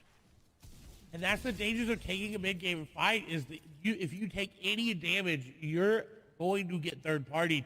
Players are going to recognize that shield crack sound, and they're going to move in. But on the other hand, look at Lewick. He took that fight, got out, and now is on the move. But Carrot is setting up an ambush, and the shots coming through. Lewick has been cracked. Look at the box separation that he just did there from Carrot. Get a time to pass him, and he's the stair over the top is not his. He does get a nice layer change coming out and above, but he doesn't have enough time to pop the big shield. He's just looking to try to pop another mini, and he does get it off. And now he's looking for a shot. He needs to put the pressure back on to Carrot, because if not, then he's just going to keep running around, and Carrot's finally going to be able to get a shot on him. And Carrot decides, you know what? Not worth my time, not worth my materials, not worth my HP. I'm going to disengage. I'm 50-50 on that. It felt like if Carrot had kind of kept pressing, he might have been able to pick up Letwick, particularly because, look at Letwick there, only 20 total builds coming out, but that also means if you are able to take him down, you're not going to necessarily get that much back. You'd only get the 35 total, and it's really not going to be that beneficial unless you're able to rotate cleanly off of it. Both have the crash pads, but now you can see fight going on here between Diablo and NXS. Zandy on the back foot here, and Diablo trying to push forward somebody we've seen had the capability of playing aggressively. He is above that Storm Surge threshold, so just trying to hunt this player and doing a good job of keeping Zandy on the back foot. Does get the cone replaced, owns both, edits back under. Zandy able to replace that stay there, so Diablo just going to reset for a second, make sure he's still back up at near that 100 threshold, and then Zandy going to go down. So good job making sure he picked that one up. Zandy was below that Storm Surge threshold. Diablo will see that coming through. The Storm Surge will tick that over. So that's what we talk about right now. You can see on the right-hand side, Diablo is currently 130 damage above. Zandy was below, which means he takes that 25 damage every 10 seconds. And it also signals to Diablo, hey, I can just tag this guy up and then wait, because any damage he does for to that player, as long as they go down within a minute, he will still get credit for that elimination. He will still get the point. Then he can go over and safely pick up that loot. That is another aspect of competitive Fortnite that everyone has to think about. That Storm Surge, it plays a factor into so many of these players' games. Sometimes they forget about it because they're pumping, they're rolling, they got their mats, they got their ammo, they got their builds, they're in zone. And then they're like, wait, I didn't tag anybody this game. I got to look for tags. Frenzy Fishy on the other side above, and a good amount above. If you're about 100 to 150 above, you're looking at a good spot. If shots come through, he's going to take advantage and find swaps with one AR shot. That is what you needed. We saw Thomas H. do that in the first game. Just find any sort of elimination that you can, far away or up close. Don't even have to risk yourself getting tagged up for it. Beautiful elimination. Yeah, but you notice how he's doing that behind a cone and editing a single wall. That's to avoid all of those hunting rifle headshots that we've seen come out time and time again. You don't want to get a game ender looking for some of those tags to make sure you're safe. But that being said, when we talk about tags and going through, that's generally meaning you're looking for long-range shots, not with the intention of actually trying to eliminate the opponent, but just doing some damage so you're not threatened by the Storm Surge, as Flois ends Froggy and puts a prime example of why you need a cone in a window and to limit the number of angles you have, because so many of these top-level players will be carrying those weapons, particularly in EU, that is known for their snipes and hitting their shots. Well done from the game number 1 winner, who's continuing to roll with the momentum here. Boxed up next to Ardit, passive over the side, as we're transitioning now into that mid-game kind of territory as players are starting to get closer and looking for priority in terms of zone number 4. What an elimination. He needed it too. He only had 2 hunting rifle shots. That first shot needed to hit. He didn't really have a chance to follow up if it didn't. Very heads-up play by Flois. First place, taking down second place. That is, hey, that's pretty good for your mentality. Even if he goes down here and be like, hey, I took out my competition, so I know I'm pretty secure there. But we're still pretty early on into the games, so you can't really do much with it. And it's important to note when they stress during the top of show how every single interaction matters. Right there, Flois eliminating his direct competition right now, the player who is closest to him, who's able to pressure up. That means if he's able to build up a lead now, it's going to be that much more substantial, because effectively he's eliminated one of the players who can threaten him the most, as now we're on board here with ADN. We saw him have an amazing run yesterday, pushing in. Right there, you can see the Dorito edit being taken down, and that's such a good push. Fastroki was looking to set up a crash pad there with that edited cone in his box, but ADN dropped in and then occupied the space, stuck to the AR, and then just used the weapon to close it out. Well done getting a key pick there in a mid-circle. And he desperately needed. His mats were not looking good. Still are not looking good as well. So he's going to have to find another impact elimination along the way, as we're on board here with Ardit. Again, mats are not looking good. Now, there is a player's loot there in front of him that he more likely got the elim from. He's not actually prioritizing picking it up right now. It seems like he's just looking to build and then go for the loot. Mr. X is nearby. Benji's nearby as well. Hardest in an awkward spot. We've got Scram in this game here as well. Handy, passive, slick. A lot of players still alive. 61. When we talk about Storm Surge, this is a threshold where it's 50. 11 players need to go down. Darda makes a heads-up play to get a box, and Crash Pad's going to come through, but that's bad for him. Unless he hits the shot. Shots come through, and he does. Maestro going to go down the aggressive play, not going to be rewarded. And Ardit will be rewarded for his passiveness. Yeah, and you can see the reason why so many players are fighting right now, both that Storm Surge and trying to get priority. We talk about fourth zone. Look in the bottom right-hand corner. Everyone is looking to box up and stake their claim on as much real estate as possible for when that half in, half out reveals. You don't want to be sharing a spot next to somebody as you go to rotate, and they're looking to clear out the players nearby as Ardit picks up Flois there. So 1 and 2 are down. That's going to open up the leaderboard. Tons of players will have an opportunity to charge up. Eyes are now on Hen and whether or not he can kind of extend his lead out there, as Ardit also picks up Lechi. Mongrel getting scout there in a brilliant job, because he's now cleared out all the players on this tarp. In that next, the half in, half out, the one before moving, is pulling directly over to this cluster of players. So Tayson, Benji, Keelix, Yzip, Mr. X will all be over there sharing the half in, half out with Ardit. They all have priority on everyone else who's rotating into the zone. So they're going to be fighting among themselves to make sure they're safe and not going to get ambushed, and then swap over to what Tayson's doing now and looking to catch the players, burning their rotation, burning launch pads and crash pads, trying to get into this zone. And this is very lucky for Tayson because, again, express the amount of builds in the inventory. He only had 54. That is not where you want to be for this endgame. So he has to find an elimination to get to these moving zones effectively. He does have the 6 crash pads, but when you start to use those crash pads, you start wasting those builds as you box up, and he needs to find somebody. As shots come through, he's not going to be able to beam people out of the air just yet, but we do see Nebby unfortunately falling, but he did get that top 50 placement threshold, which is what a lot of people are playing, that consistency. Hey, at least I went down inside of that. Tayson, however, is looking to get aggressive, and I believe that's on, I think this is Benji. I'm 97% sure Benji is right nearby. If Benji makes the wrong edit, he goes into a box that's not his. Tayson is going to go aggressive. You see the big shoulder's going to be popped. Edit's going to come through. No crash pad in. Shots coming through. And Benji's going to go down. Tayson going to take him down.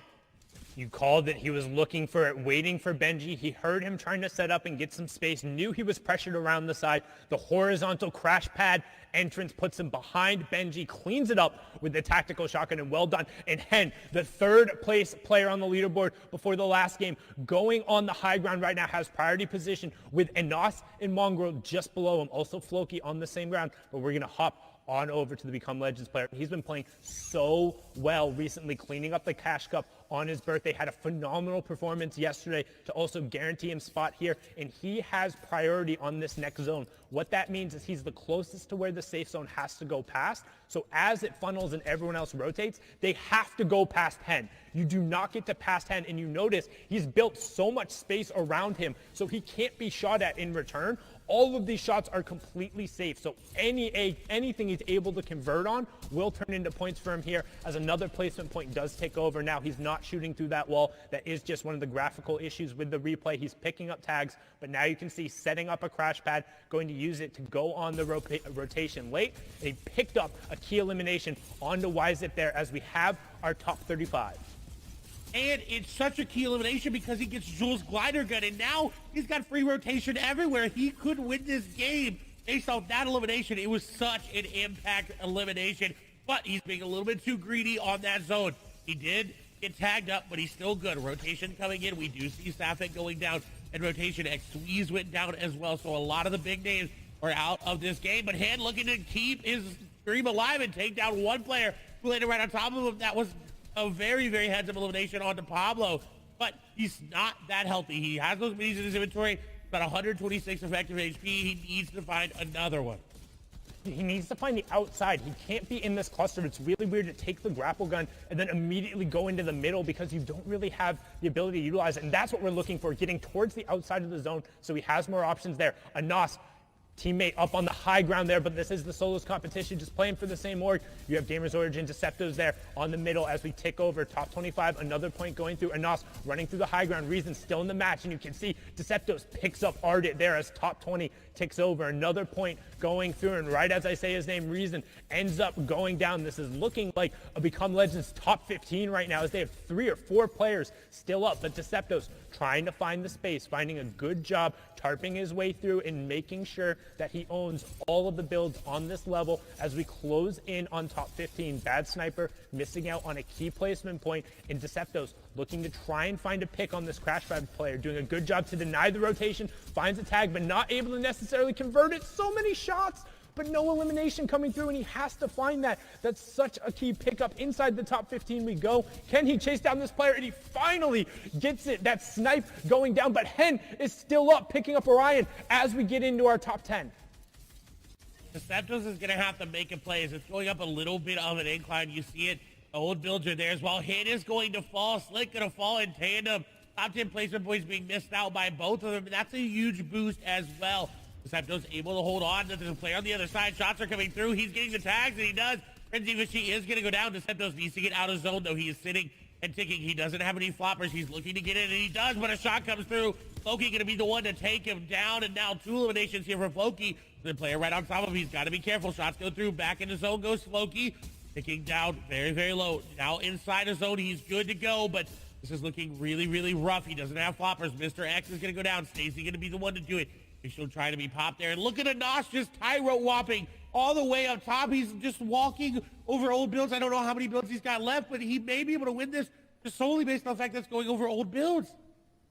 And the old builds giving him priority, that moving zone, we talked about it. It just randomly pulls a distance back away, which means you can continue your rotation. And on top of having the old builds, his saving grace has the mythic loadout as well. So this is so big for him as we move into the top 5. 4 players left, but Anas has complete control over this lobby. You can see Tayson as well in the middle. Scramguard and Snazy are going to round out your top 4. Who will finish it off? Will Anas continue the run of the caddy corner loot, proving it out, or can somebody from the low ground shut him down as Tayson picks up Scramguard? So each elimination, each placement here, an additional point as Tayson ends Snazy right there. But the shockwave launcher comes out right away and knocks him over to the zone. And Anas does get tagged, but he's able to pop the flop in the zone and then gets the follow-up tag with 6 HP to spare. Become Legends Anas from the high ground. 4 eliminations in the Victory Royale, taking game number 2. The flop was what he needed to pop, and he did do just that. The Victory Royale going to be nice. I think may be able to move into first place after that game just on the number of points and the eliminations, but we're definitely going to need the analysts to break that one down, so we're going to send it right over to them here in a moment. Thank you guys so much. Great cast here in game number 2 of Europe. Anas finding the Victory Royale there. Mad props to him. Now here's the thing though. Tayson, another big name we're used to seeing. We keep talking about the quality of players. This is someone who is coming in strong. Ends that game in 5 eliminations. Had he picked up that BR, that 4-point swing would have actually moved him higher up the leaderboard. And we'll see that as we take a look at the standings and look at who is currently holding down that number 1 spot. Usually who ends up winning the game is always at first. That is the same story here right now. BL Anas all the way up top. Victory Royale, 7 elims, 28 points. But what happened that game was a bunch of eliminations from top players, changing the standings from 2nd all the way to 10th. And there's BL Hen in 2nd there. Somebody definitely to keep an eye on because he placed 4th in the first game. Not necessarily the biggest boost in points this game. Other names too, Deciptos, who's the king of placing 5th place. The French legend who came out there in the Invitational starting to rise up. But then Tayson, Zeke, you mentioned him. Getting that 2nd place will boost him way up, but he could have done more. Reason still stays around the 9th place mark, but still improves at least in this game. And there, we move on over Letwick, Scramguard, Bad Sniper, Kinzel, Mongrel, Carrot. I mean, look at all these names. Thomas HD, Floki, Frenzy Fishy. There's so much heat coming off of the grand finals right now. Every single person could walk away the victor, and especially when we're this tight, and we still have 4 games left to go, boys. Anything could still happen. There's all these guys at the top making these power moves right now. You're saying look at the names. I'm looking at the points too. You're mentioning that it's tight. It's like a 2-point difference between everyone. They are neck and neck. Become Legend Slicks is here too. Twain's are Deets. Like all these guys are playing so well, but they're playing well while others are too. And no one can really break away. Benji, who we're used to seeing in the top 10, at 24th. And from what I'm seeing, he's having good games still. It's not enough though for that number 1 spot. It's kind of another kind of slow start for Benji, which I think some people are maybe starting to get a little used to. He always rises at the top, but that might be a sign that it's back to, you know, the old Benji of grand finals, the one who does get good performances and is in the top 10, top 15, very solid out of 100 players, but not quite that win that he's looking for. And together, guys, we got to talk about it. More of these powerful plays coming out of these impact players, making what they need to happen, really manifesting this win right here, right now. Yeah, Grand Finals is all about power, and it comes in many different forms. We're starting off with how power struggles on early games off-spawn fights, and Noah Riley, Mr. Savage, they had a big battle down. Noah showed that he was more powerful. And it's all because Benji scares Noah into going somewhere else, but into somebody who might end up struggling because of it. Benji, though, saw a sign of weakness, and because of that, he will pounce, try to grab more space. Kiriachi looking in the background, and Benji knows, and he will hunt. This is one of the best players at fighting in the early and mid game, and Benji is not scared whatsoever. Got power vacuum basically here over at Slurpy Swamp, and Benji gets in the box with style, breaks through, hits a big shot, and shows his power afterwards as well. And is that show of power, is that show of confidence something that we're used to seeing out of Benji? I say yes, but it might be overconfidence as he pushes a fight against one of the best players in the world. Now we're switching over to Flois, and for him, it's a shift. Yeah, for him, he was holding power in game number 1, continues to, dropping down Froggy, who was in second place on the leaderboards at the time, but holding power sometimes comes with a cost. He loses it over to Advise, and we see one of our new players who are in that second place slot. Second place for Hen after a very good game number 1, and follows it up with a pretty decent game number 2, a 10th place for him, but a couple of elims to boot. And that will put him where he needs to be if he wants to grab that crown at the end of the day, the ultimate sign of power. He falls in 11th, but that's at least solid enough. Yeah, and this is where power starts for a lot of players in this game. It was Anas who ends up winning, who had Caddy Corner and the mythic loot as well. The Shockwave Launcher hits Charge Shotgun too, and he just made power become his tool in this endgame. He became legend incarnate, literally just personifying the organization he's on and using this entire endgame as a playground, bouncing people up, shooting them down afterwards. Look at that two-piece right there. Anas looks so dynamic, and yes, we saw Flois with the hunting rifle. We saw him with the charge shotgun last time, but for me, it was Anas's gameplay, his creativity that really separated him from the pack and showed us his use of power. And Anas, that's kind of what we were talking about at Caddy Corner last time. We saw Thomas there for a brief moment, but this time it goes down. Kit spawns down at the gas station, and that's where Anas is lurking. He had a good game last time in 10th place, but if you want to become a legend at the end of the day, if you want to solidify yourselves among the great, immortalize yourself, you need to have games like that. And Anas and Hen, both at the top of the leaderboards, org mates, and they're standing strong. Both of these guys are definitely looking to break away. I mean, Anas is ahead of the game, 28 points, but Shy, is that going to hold? Didn't hold in game number 1 with Flois. I feel like when Anas gets that top slot, he holds it completely, especially at Caddy Corner. So I feel like, yes, that's my call. I like it. Quick and concise. With that being said, guys, let's throw it into game number 3 here in EU of the FNCS Grand Finals. Casters, we're sending it back your way to get into the action. Thank you so much, Zeke, Shio, and Bala. Insightful as always, and everyone is looking to become a legend, but right now the Become Legends players occupying first and second. And if you're just joining us, welcome. My name is Sundown, joined here by the fantastic, as always, Clay Stelling. This is match number 3, the halfway point of the EU FNCS Solos Grand Final. And if you're watching at Party Royale and you just dropped in, hit one of those telephone booths, the changing stations. Make sure you get your favorite outfit on, then head on over to the main stage, catch the action out, and you can see where everyone's dropping right now. And if you notice, the yacht only has 1 player on it, so I'm interested to see who that player is. Is it Savage? Is it Noah Riley, who came out on top? And of course, who's going to come out of Caddy Corner on top? That is always a question in all of these players' minds. Right now you can see cutting over the top of the lake, but switching over to Anasu, landing over towards the weather station side on Caddy. You can see looking to figure out if he's going to be able to go through, pick up any amount of that loot, drop down into this area, see what's going on. As of right now, doesn't look like he's actually going to have a contestant in, but you can see also a number of players off and over just to the southwest of him. So right now, first shot coming out, we talked about those early hunting rifle tags, but not quite going to find it again. Anas, game number 2 winner, current first place right now. And he's in a very good spot to keep that first place, but Hen right behind him. We've got to keep our eye on that elimination feed for that come up as well. If Hen, only 3 points behind, is able to make a play, to start to make the ground up. Is Vidal going to get some nice shots there? The Chug Splashes, though, are going to do that player up. The nice edit is going to drop the player down. The edit around as well. He's got him boxed up, but the fish is going to escape as Vidal looking to crash pad on in. Using the jump there. He's actually not going to go in. He's going to take the wall and the cone up top. And that was so smart to outplay Advise there.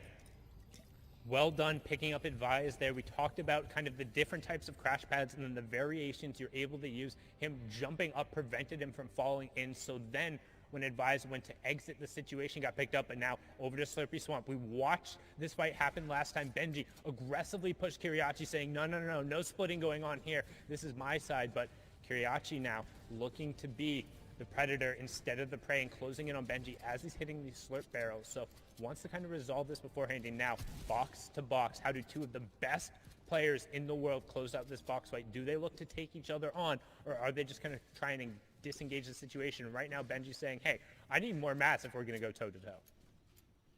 He disengaged perfectly, got up, and is out. I also want to point out 35 of the current players also competed in the FNCS Invitational Finals. So they've been here before. They've been in this grand finals. They know what to do, especially these two players on the screen right now. As Kiriachi is going to take some damage there from Benji, who is keeping that pressure up with that rare tactical shotgun, and now looking to find a creative way inside. Kiriachi actually went up and around the shots going through, exchanging high ground and exchanging shots. As Benji takes a nice tag there on the Kiriachi. He still has yet to take any damage himself. Kiriachi is still pushing. This is exactly what we expect from him, and Benji baiting him to drop down. Kiriachi was ready. The back and forth going in favor of Benji right now. Kiriachi keeping the pressure up. Benji going to get tagged up a lot there because he couldn't build the floor. He's trying to pickaxe for that code as the edits come through. Benji going through old builds. This is really good, but once you reset that metal, it's very, very weak, and it's easy to hit. But he's put some distance in between him, Kiriachi, and Domenia Snipe. I was about to say, Domenia Snipe, hearing the action going on, wants to take a peek inside, but he very well knows who's there, and I'm not sure you want to jump on into that pond. Don't want to get boxed like a fish between those two. It's more like getting boxed between two sharks.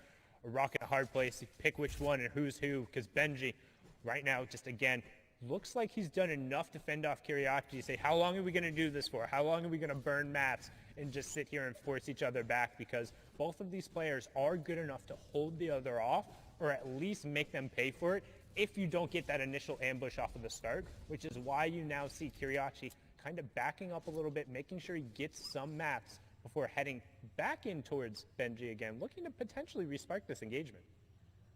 And I'm not surprised from Kiriachi. He is very, very aggressive, but we'll have to see if that turns out in any of their favors. As Seventor now being aggressive onto Diablo. Diablo going to get the initial shots there, and now Seventor can disengage if they want to, but on the edge of zone, really hard to disengage because you're trying to run away, then you're just going to get shot in the back, and it's just unfortunate there. So box to box, diagonal to diagonal, Diablo and Seventor looking to do a little peanut butter edit, look to get that jump shot there. Seventor looking to get any sort of wall take back, and he does, but Diablo ready for it. The shot comes through, the quick reset there, going to get the tag in favor of Seventor, but still not as much HP there as Diablo. His shots are still coming through. He does pop a mini.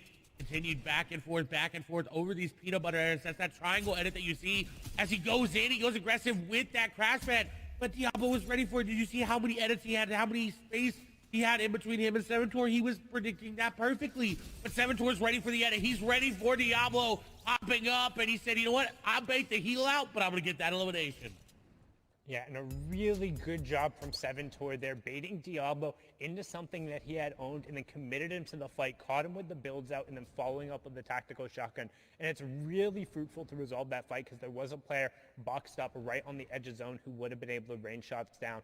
And again, if you are just joining that, there's the format on the right-hand side. You can see first round of placement points coming through, top 75, next one at top 50. Then it's every 10 players to fall until we reach top 25. Then it's every 5 players until you're into the top 3. So definitely want to be making those end games, but also 1 point per each elimination, as Carrot will pick up Phoenix there. Will also get a point, and that's his second of a match. And he may have taken coolest out of his name, but right now he's the coolest of the authority, picking that elimination up. He's been very, very good. He actually, I believe, one of the players that came through the open track of the FNCS Invitationals. That happened a couple months ago, but still maintaining prowess over the authority here. He was here back when it was the agency, so Dominant performance from Carrot. He's also got the zone there as well. You see him already building up and refarming. In Misty Meadows, however, Ardent looking to set up an ambush like we've talked about, hiding in this little upgrade room. He didn't catch anybody waiting to upgrade their loot. He's got a great charge to do it with a legendary at that. And look, somebody is taking the bait. They are coming into the house. The question is, will they open it? He set a trap up perfectly. He set a trap up, but he put a wall, Griff. Put a wall there. The peppers, the shields, everything being popped there. Ardent, though, not going to be able to spring the trap as Griff was ready for it, and Griff turns the tide.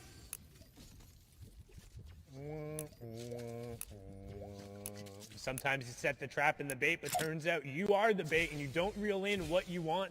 That's what we talked about. He was looking for a slurp fish and instead pulled one of the loot sharks there. Griff turning it around after a rough game number 2, getting eliminated pretty much basically off drop. Ardent trying to spring a little bit of an ambush there, but instead going down. So good job on Griff, who we saw also had a very, very, very impressive run in order to make the qualifier here, but now on board with E11's Tayson, a player who we saw be super successful in the heats yesterday. The problem is he hasn't necessarily really converted it today. We've consistently seen him towards the top. He was actually 7th coming in, so not doing too bad today, but probably also a little bit outside in terms of the placement that he would be wanting, averaging a top 27 placement and 5 elims total across the 2 games. And I think that may be due to the amount of loot that he's getting. He is in Steamy with 2 other players. It's really, really hard to find all that loot. And you see it in his inventory right now. He does have crash pads, but that common AR is not going to net you a lot of eliminations. He's going to have to find a way to upgrade that, whether that be through an impact elimination or finding one naturally, as it seems like this is the open side of zone, and that meaning there's not that many people all around him. He's got a little space to work with there. Someone who doesn't have that much space is there's a lot of players nearby. Bad sniper. He does have 15 points, a decent first couple of games, but not where he wants to be. There is a player nearby. He's got to be careful with the snipe, and if you don't have it, he's going to turn the beams back onto him, but not going to hit it. He is only 22 above Storm Surge, and that is nowhere near safe, as you see it already ticking down to 19.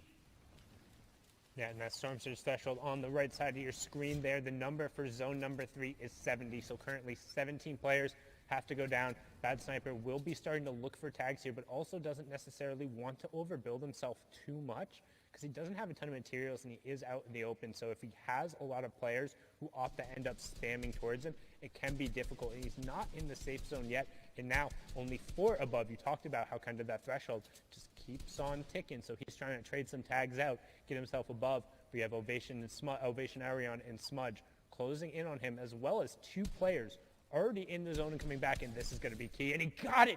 Huge tags and the Elim coming on to Meta Shrimsy. Super unfortunate, using the crash pads desperately trying to get in zone, but even with those tags, only 62 above. And you can tell he's not happy with it. He's already looking to move into zone and set up for another couple tags because he's going to need it. The 62 above just turned to 60 above, and then it's going to turn to 52 above. And you're going to start trickling down that leaderboard as everybody near you looks to get eliminations. But Bad Sniper maybe looking to set up an ambush here onto Kezix. Will be a snipe nearby Skype there, as well as a sniper shot is going to ring there. Not actually going to connect onto anybody, but Snipe looking to be aggressive on his tags. Again, is above Storm Surge, but not by much, as we see Lechy take down the premises limit there. Snipe, though, has a very good position in zone. He can rotate to his right or his northeast there to really make a play on that side of zone. His shots are going to come through. He heard that sniper shot come through, and that player got tagged up by everybody, and Ophacian's Arion is going to fall down. To a single shot going through there, and we talk about it, you miss 100% of the shots you don't take, and it's sometimes worth just throwing the AR bullets over, both for Storm Surge tags, but you might get a little bit of that RNG on your side and pick up the elimination. Somebody else did most of the work, the hunting rifle shot coming through, but he'll be the benefactor there as Kinzel now is going to put some pressure here onto Flopper Michael.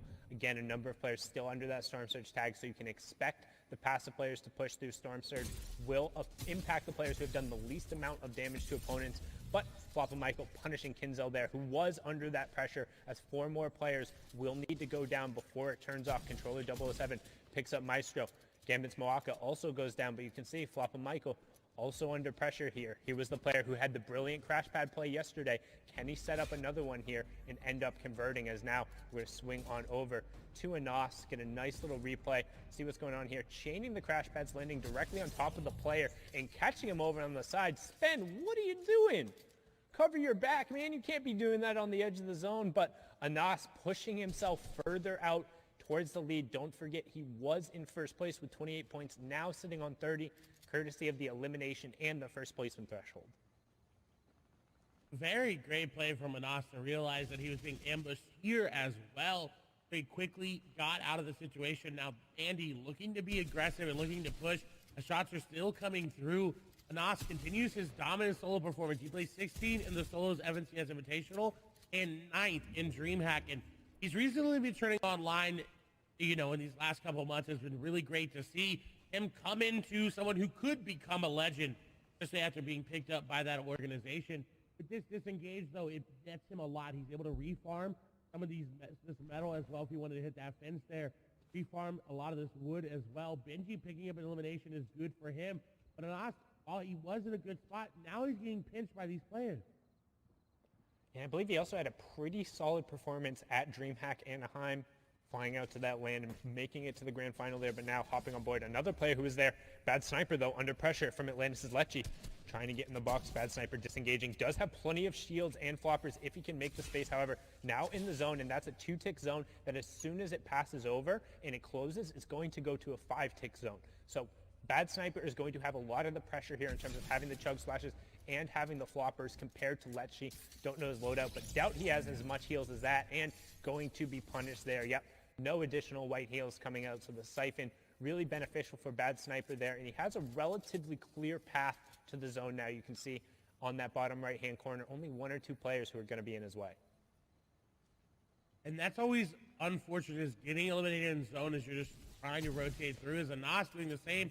He's got white heals, but it's only in bandages, and he is popping them this time, but he's got to be careful. This elimination will net him so much. It'll give them loot, and if that player has any white heals as well, it'll be so good. As Andy is staying more healthy than Anas, the zone, once it closes, like you said, 5-tick, and now it goes down. Shots are going through between each other, and Andy's got that flopper. He's going to be able just to outlive Anas here unless Anas makes a play, but no, Anas going down, and that's number 1 out of the game.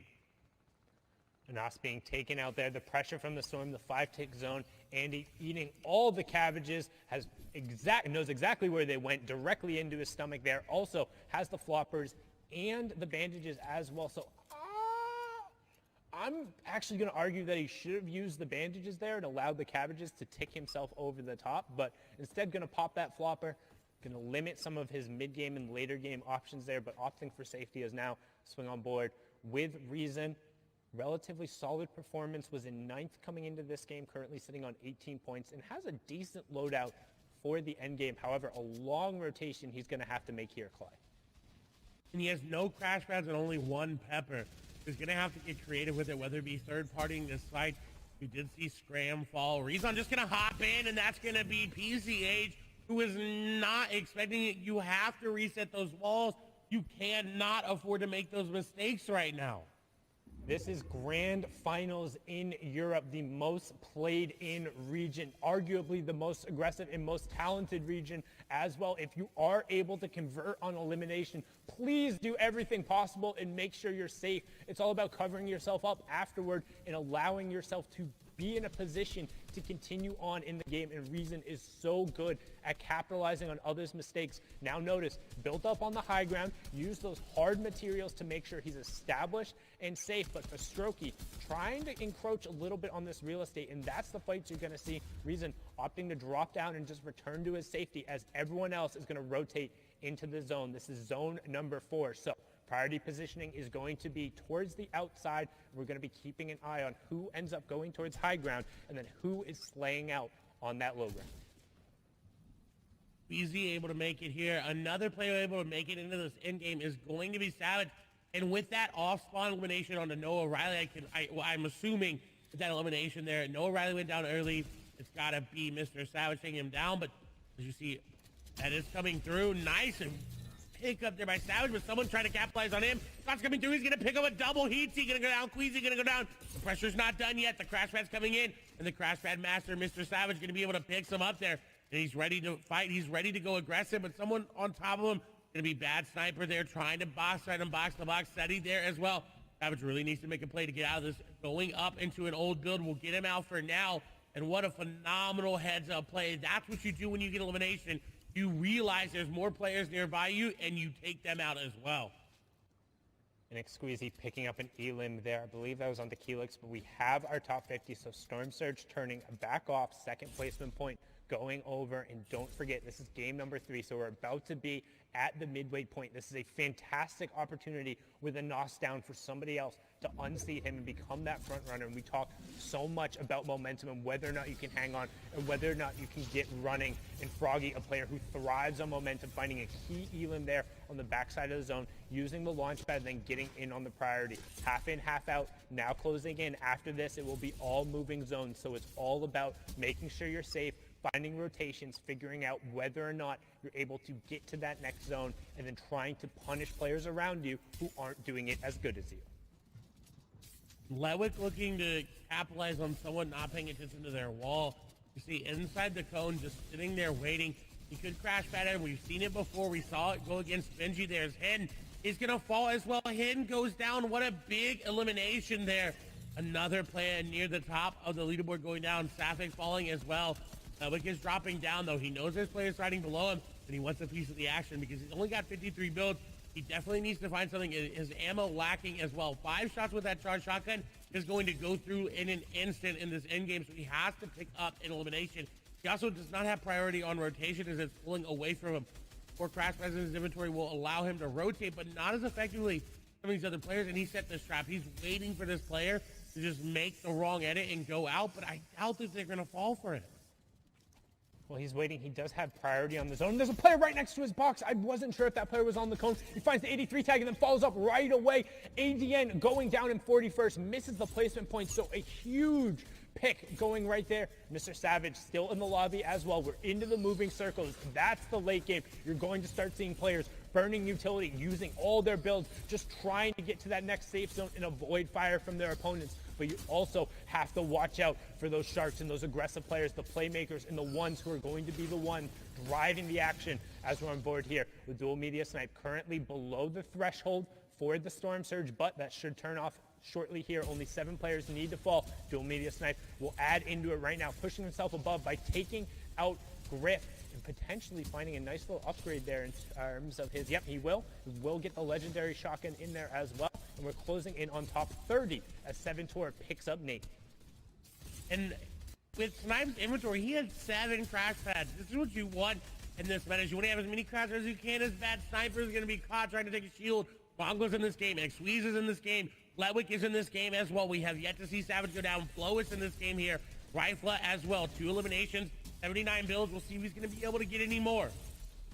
Deceptos is also still up. We saw him there on the wide. That was the player who was in 3rd. He should be able to push up as every 5 players will be a placement point. Reason gets ticked over by Frenzy Fishy. Orange takes out Cartoon. 7-Tor gets Sebi, closing in on top 20. That's another point going over as now Rifla looking to add his name to that list of the Become Legends players pushing their way up the leaderboard. But Deceptos picks up Wanloss and Savage picks up Z Andy. So still a who's who of top players left, but that's everyone in the lobby as Thomas HC gets another one. Mongrel picks up an Elam and Rifla ends Mr. X's run. Skype also getting Orange. 2 more players will need to drop before we close in on that top 10 as 7-Tor also gets Mongo. But the question is, who's on the high ground and is there caddy loot? And right as I say that, Thomas HD with that mythic shockwave launcher. Can we make it? 3 out of 3. Rifla though, bottom right hand corner of your screen. Dual Media Snipe, top right hand. 5 Elams for Snipe, 3 for Rifla. Thomas on the high ground and the wide on your left. And Thomas using it so well, but Rifla is doing just as well as he's being aggressive there on to players of leave. That's going to be a squeeze in the box as he is going to get the elimination there.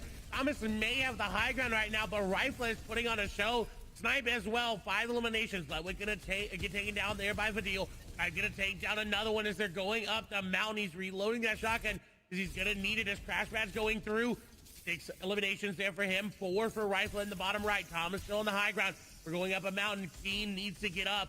So does Skype, very low HP. Skype's out of builds as well. He's more likely going to tick over to the zone as well as Key and Rifla. Very, very healthy. Crash pad up for high ground. Thomas HD gonna take it for now. Dual media snipe though, being aggressive. He's going for it. He does not secure it. Thomas HD in zone, not as healthy as dual media snipe now. Rifle with the RPG, trying to throw it down. Shots coming on through. Chaos. Pain gonna go down. Sky gonna be the one to do it, so he stayed on through the mountain. The HP wasn't enough, but Snipe with 6 eliminations, player right on the edge of his box. He's gonna take down Skype, and now Snipe versus Thomas versus Rifla. There's RPG's gonna go through. You may have Kid Shockwave Launcher, but I've got a shotgun for you, says Rifla, as he takes him down. 5 eliminations. Rifla versus dual media snipe on the low ground. RPG, Kid Shockwave Launcher as well. He's got too many things to reload. Will it be enough? Will he be able to do it? Dual media snipe in a bad spot, though. Does he have floppers? Does he have anything to make it work? Does he have any builds? Shots go through. Does that build dropping down? Shockwave's not going to be a factor here. RPG going to be used. Rifle concerned on only using that. And I think this may be the key to picking up the victory royale. A lot of builds remaining here for him. This stage of the game. Snipe is running out. RPG going down. That should be the shot, and it is. He gets the tag, drops down, comes through, and shotgun for the victory royale. And brilliant decision from Rifle, opting to use the actual rocket launcher instead of that mythic shockwave launcher because the zone pulled back over old builds. He needed to destroy them. If you're covered, you're not going to be able to get through. So rather than wasting the rocket ammo, uses the destructive potential, secures the victory royale, and he says to his org mates, it's not about you right now, it's about me. All sees this opportunity. 3 games down. 3 games left. Zeke, Bala, Shio, please let us know what's going on because this is so tense at the top. This is absurd. It is absolutely tense at the top. I mean, EU is firing on all cylinders today, and it is an all-out battle at the top. We have to take a look at the standings. Now, we know coming into this game, Anas was holding that number 1 spot. But the question becomes, how many points has he racked up in that last game? And does he still hold that number 1 spot? I think it's going to be a dead heat at the top. I mean, it's neck and neck for so many different people because we've seen this kind of bounce all around. Everybody wants to be involved in this race. And Deceptos is the one who's all the way in the lead in first place, 32 points, 9 eliminations, and he's playing so well that he doesn't even need a victory royale. No, he doesn't. Not at all. Flois is up there. He kind of had that first moment, that game 1 win. Anas will clap back. And then Rifle, it's kind of in order there, but all the players who won the games are literally tied up at 30 points. It's all about elims. There's even a further tie for Anas and Rifle. Yeah, things are going so fast, even past that, from 6th to 10th. Rezon is still holding on to his spot. Froggy, who was 2nd, is now in 9th, but Thomas HD, Letwick, these legend status names are just doing everything they can. It is not enough to keep up with the top 5.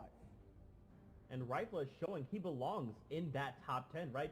Coming off his first game, an 11th place with his 2 eliminations. Second game, 73rd place. And now the victory royale with 6 eliminations. These are the swings we need to see if people want that number 1 spot.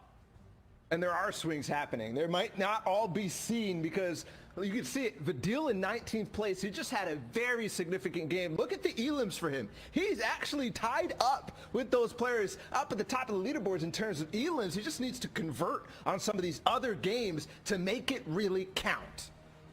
Yeah, everyone past the top 10 are still hungry, and if they can't make these end games, just look at the elims for everyone. Carrot, Squeeze, AR Baffo, they're past 5. They're fighting in that mid game, in the early game, doing whatever they can to get points and stay relevant after game 3 in this competition. Guys, we are off to the races. We are halfway through this sprint, and we can see the finish line there. The question is, who will cross first?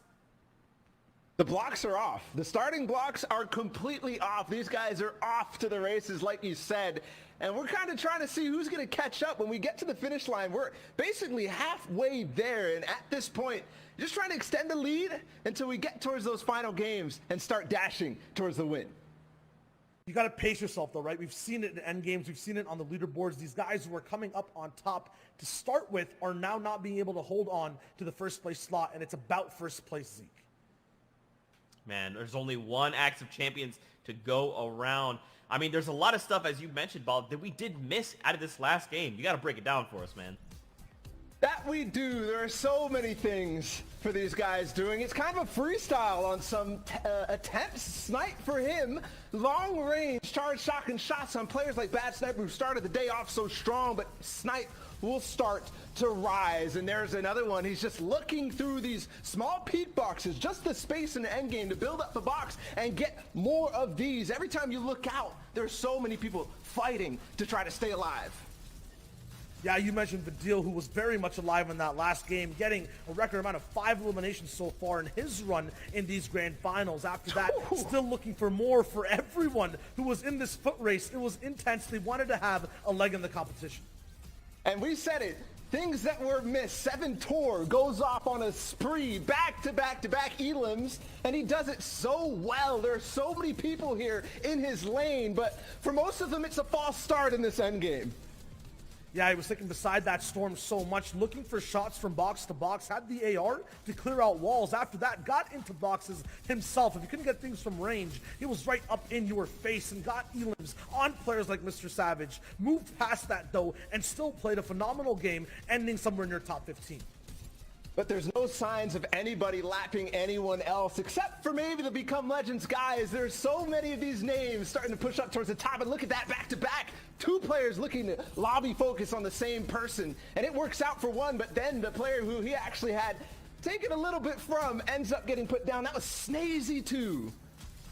Yeah, it was a rough run for Riflehitter. Just look at all the things he had to overcome. Box to box while getting third party, still got the elimination down, got to hold down the wall, and the coolest RPG shot after this awesome elimination on the Thomas HD I've ever seen. Clay was saying it was hard to actually get to this reloads down, get these power weapons situated, but he shoots an RPG, catches himself with a waterfall, and then connects with a drop down charge pump.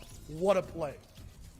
What a shot at the end. That is ridiculous. We've seen that a number of times from the Caddy launcher players. Kit Shockwave launcher is so good, but in that case, he doesn't opt to use it at all, just relies on his pure instincts. Dude, that's all it takes sometimes. Sundown likes to say it best. Some days you just have to make sure you can hit your shots better than someone else. And for Rifle, that's what we're seeing. He's like, hey, big time to make the moves. It's happening now. Now, guys, as the competition does heat up, we need to cool down. We have 3 games left before we make an FNCS champion. But with that being said, we're going to step away. When we return, we'll have the conclusion from Europe. See you guys in 5.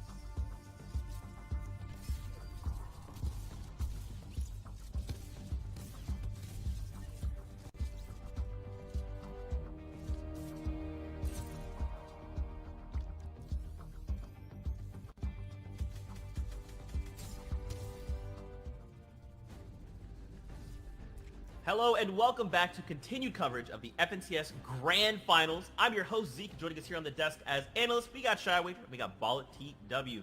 Gentlemen, we are halfway through the leg of this race, and these last 3 games are going to dictate who walks away as an FNCS champion. We're just going to get back into it because we have games on deck, so we're sending it back over to our casters, Sundown and Clay Sailing, to get us into the action. Take it away, boys. Thank you so much, Zeke, Shio, and Bala, and welcome back, everyone. This is game number 4 of the EU FNCS Finals. 3 games have been down, and we're also jumping a little bit into this one so we can stay up to date. Clay, what do you think of the action so far? It has been tense, and it is going to be a nail-biter coming into this game. As we saw, the top is only separated by a few points, and there was a 3-way tie there. The third, of course, it all breaks down based on tiebreakers, but our Victory Royale winners are in 2nd, 3rd, and 4th. As Deceptos is in 1st with no Victory Royales. We're hopping on board here first, though, with Thomas HG. He was able to get Shockwave Launcher and that Mythic Charge Shotgun in the inventory. Will he go aggressive in the mid-game, though, however, is the question. And that's what he's looking for right now. We talked about just how valuable that mythic loot is coming out of Caddy. He also has all of the excess shields and the guaranteed launch pad that comes from the vault, but you still have to execute on the rotation because while it is super valuable, everyone and their mother and their grandmother and probably their 3rd and 2nd cousins and that one person you talked to in 3rd grade the one time as you were at the water fountain, they all want this mythic loot. It is so strong, particularly in solos when it comes to maintaining high ground control in the end game, which allows you to convert at a much higher percentage at actually closing out the game. And Thomas is no stranger to doing that. We've seen him do it before many times, but today, winless on the day. There's still 3 more games for him to get this win, but getting tagged up in this early portion of the game is hard for you and for your loot because you have to invest time, you have to invest mats and those shields to use it there. As we see Kiriachi going to fall there in the feed. Thomas has to be careful about going for shots like that. Standing still is never okay in Fortnite because it will always get you tagged up. He was luckily able to avoid it. And Thomas HD knows all about that, known for being one of the best and most accurate players in Europe, particularly with those hunting rifles and sniper rifles, and able to punish the players looking to throw those shots in there and to rack up damage for Storm Surge. That's what we talk about when it's all about the tags going through there. But now we're going to take a look at a quick little replay here there as Flois will be able to pick up an elim as he's going through here, but then I believe he fell right after that. And landing in a different spot than he was normally, as he does end up falling to SD. He, in the gas station, has been changing up loot spots every single game today, and it doesn't seem to be working out after his great performance in that first game. And Wolfie is actually also going down to himself there, which to me indicates he probably might have tried to RPG too close there. Wasn't a storm signal going off, so he will be taken out, and we saw him go down early last game as well. Rifle actually going to yoink that elimination away there. As you can see, Thomas trying to close in, get as much pressure here. Rifle did close out that last game, so getting another elimination there. Really good job on Thomas, using that shockwave horizontally, closing the distance onto passive, and give him a little donkey laugh and then take the L. If you're in Party Royale Island right now, you got that combo? Can you hit that combo real quick? Give him the donkey laugh into the L with a quick little dab, and then back into the L. Show him what you got. Show Thomas HD some love, because that was a well-executed play there. He's going to look to continue to roll with that loot into the finals. And while Thomas is dancing, Mongrel falls on the other side of the map as well. So they're definitely needing to change it around. And this is something that's unique to see, is that the players near the top are not stopping. They are not stopping their aggression because they are near the top. They want to keep pushing the pedal. They realize how close it is. They say, you know what? If you're going to catch me, you need to go just as aggressive as I am, if not better. Deceptos is looking for a snipe, almost hits it, and he barely even saw that player. Would have been one to definitely put in the montage and the highlight reel He's got to be careful. There's a player nearby, and he needed those tags because he is below Storm Surge.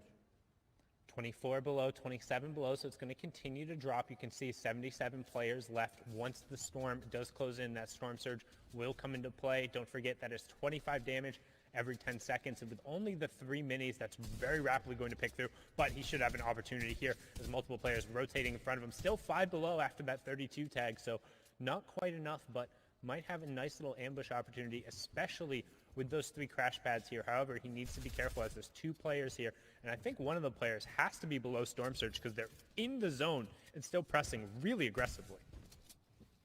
And a nice heads-up tag there by Deceptos to get another tag for that Storm Surge. He's hopping the box. He's done with it. He says, you know what? I don't want to wait anymore. I want that tag. And with that elimination, he secures himself a placement point as well as the elim point going into that top 75 placement threshold. Yeah, and a good job. So huge impact elimination there. We talk about tags, which is when you're just trying to land shots for some damage, not necessarily looking to convert, but a massive conversion, which ends up being 2 points because the placement swing puts him well above the Storm Surge threshold. So their number 1 place, not going to be threatened by that, going to get a relatively easy transition into the mid game after getting the resources from that elimination. But now on board with Boffo here, slightly off of the top 15 pace in terms of 20 points, but more than capable of picking himself back up, and he is well above that Storm Surge threshold now. And oh my lord, the legendary pistol going to work. Ovations Arion going down there, and we've talked about just how strong that weapon can be and why these competitive and top players are opting to pick it up. It's because in the most recent season, all of those assault rifles have had their headshot multipliers change to be 1.5. The pistols, on the other hand, still have a 2.0 headshot multiplier, which means due to the higher rate of fire, if you're able to be accurate and find 1 or 2 headshots like you saw in that situation, you can convert into eliminations on a really consistent basis, and sometimes even better with the AR. But now back on board here with Thomas, and the reason we're watching him is we're checking that loadout. He's the one with Kit's mythic loot, has the launch pad, and we've seen just how destructive it can be in all of these late game scenarios. And Thomas has been mastering it so far, but he does get tagged up again. This is not good for Thomas. He's got the shockwave launcher. He's got a lot of builds, but he's running out of heals as he's going to get a nice beam, and we'll see him shockwave here momentarily. No, decides not to. As Carrot seems like he ran out of mats or was just in a bad situation, and Thomas capitalized yet again. And we've seen this in the first game. We saw him get mid-game elims. But this is the first time he's been able to actually get an elim and get the loot that comes with it. So that's going to be really good and really scary for these competitors. Because if he's able to pick up any minis or floppers there, he's in a good spot. Someone, however, not in a good spot is Arden, as Hin takes him down very, very low. Arden's going to have to make a play, but there's no play to be made there from him. Yeah, and the storm was on his back, forcing him to rotate through.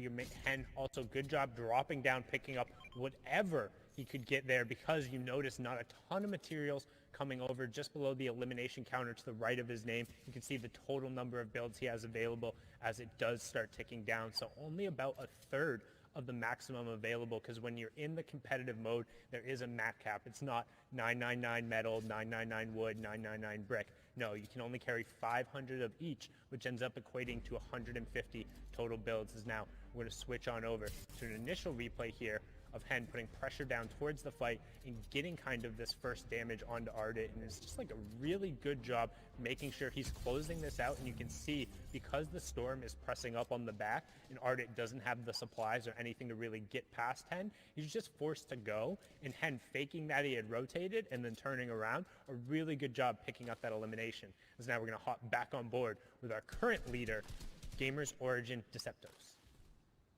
And where the Holly hedges, that's really good for players like Rezon, who have not had to move this entire game as it's coming to a close here. He's got a good position in zone as well, as we see a lot of players go down. Storm Surge will be a factor in this next zone as it starts to close. We only need 10 players, however. A little bit less of the players alive, as this was a harder rotate for some players to make. Deceptos, however, is in first, is not slowing down at any moment in time. Constantly looking for tags, constantly looking for picks, constantly looking for anything he can to continue to spread his lead even more, because he was only in the lead before this by 2 points. now will definitely be in the lead by at least 3 with that elimination, but that's not going to be enough for him. He wants to be 10, 15 points, however many more he can increase. That's what he wants to be, and he's actually following the path of Rezon right now. And trying to do his best to play Fortnite as a platformer, just hitting all those crash pads, but unfortunately missing the second one, and he could end up paying for it as the spray comes through, and now he's going to be forced to burn some of the shields there, make sure he gets himself back up. You do see Rifla moving past him there. That was the match number 3 winner, trying to continue his momentum and rolling forward as now back on board here with Deceptos. Burned 2 of his minis and one of the big pots. Also down to just 62 builds and 2 crash pads from a player right next to him, not owning the wall, and he follows up 1, 2, 3 shots, but then he needs to back off right away because he picked up racks, but then another player was squeezing in towards the end, and this is that 4th circle kind of crunch we talk about where everyone's piling in, establishing their box on the edge of the zone, trying to pull the half in, half out, but not get eliminated and not end up being the focus of other players. That's why you see kind of these different apartment buildings kind of being segmented off towards the side, as now we swing on over to Tayson, who also has Snazy right by him, but Tayson currently throwing some great shots and in an awesome gatekeeping position. And in a very good spot because there's no one really looking at him in that area. Now, if Zone does not pull where he wants it to, he will be in an awkward spot, but you see a shark coming through the background, hitting some players, somebody else down below just trying to stave off the pressure, the lobby spray coming through, and that's what happens when you be a little bit of a loot goblin. Is Milan gonna go down, but Tayson looking to get another elimination there. So someone else trying to rotate out as well. A lot of shots going down, everybody firing. He finds the man's literal foot there as he's getting the shot down to him, but I think that elimination is going to go over to Vidil, so Tayson not able to capitalize on the second elimination, but at least able to pick up 1. And you can see the thought process behind Vidil right there, trying to get around, or Vidil picking up Pinky there, trying to get around and rotate the side using kind of the water and the path that was there, but both the Sharks and the lobby focus and the fact that the players had already established themselves in the zone meant the late rotate wasn't going to pay off. As now, look at the players who are all stacked on top of each other here. We're going to hop on board with Letwick, who's going to pick up Floppa Michael. We are inside the top 50, so second placement point has gone over. Now back on board with Letwick again, trying to push through and find a second Elam. It's Rifla who's going to get down. That was the match number 3 winner, so still plenty of the top players left in this one. But they could go down if Letwick's continuing to push this advantage, but he doesn't have HP in his inventory. He's got the floppers, but no extra minis. This is not what he wanted from that loot. He was hoping for big shields, chug splashes, any more minis there, but not able to get it. Maybe wonder if Rifle was able to steal some of those away as he decides to disengage and actually ends up landing near Slick there.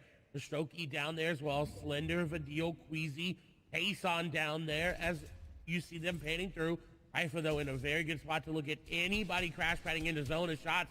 Continuing to hit here for him is just tracking beautifully through the air. Milan will fall. They're running out of AR ammo, though, so this is concerning.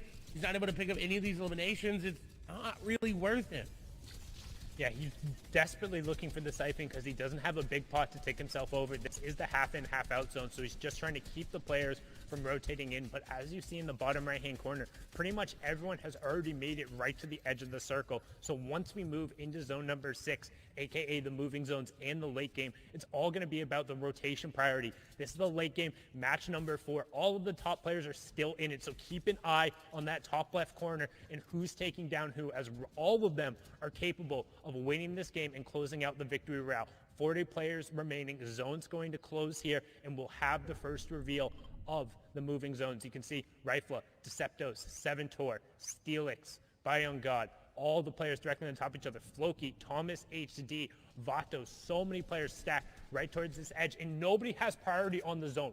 Everybody is going to be forced to rotate. Look in the bottom right-hand corner. Pretty much the entire lobby is on the south side, and you have to go northwest. This is going to signal a ton of early crash pads, early launch pads, and then players who don't have that utility either looking to recycle it from opponents or just branch out right away. And here it goes. The crash pads and the launch pads are out. Rifle choosing to just launch instead of recycle because he doesn't want to rely on that volatility that is the Fortnite lobby. You see, looking around and scouting everything that he can.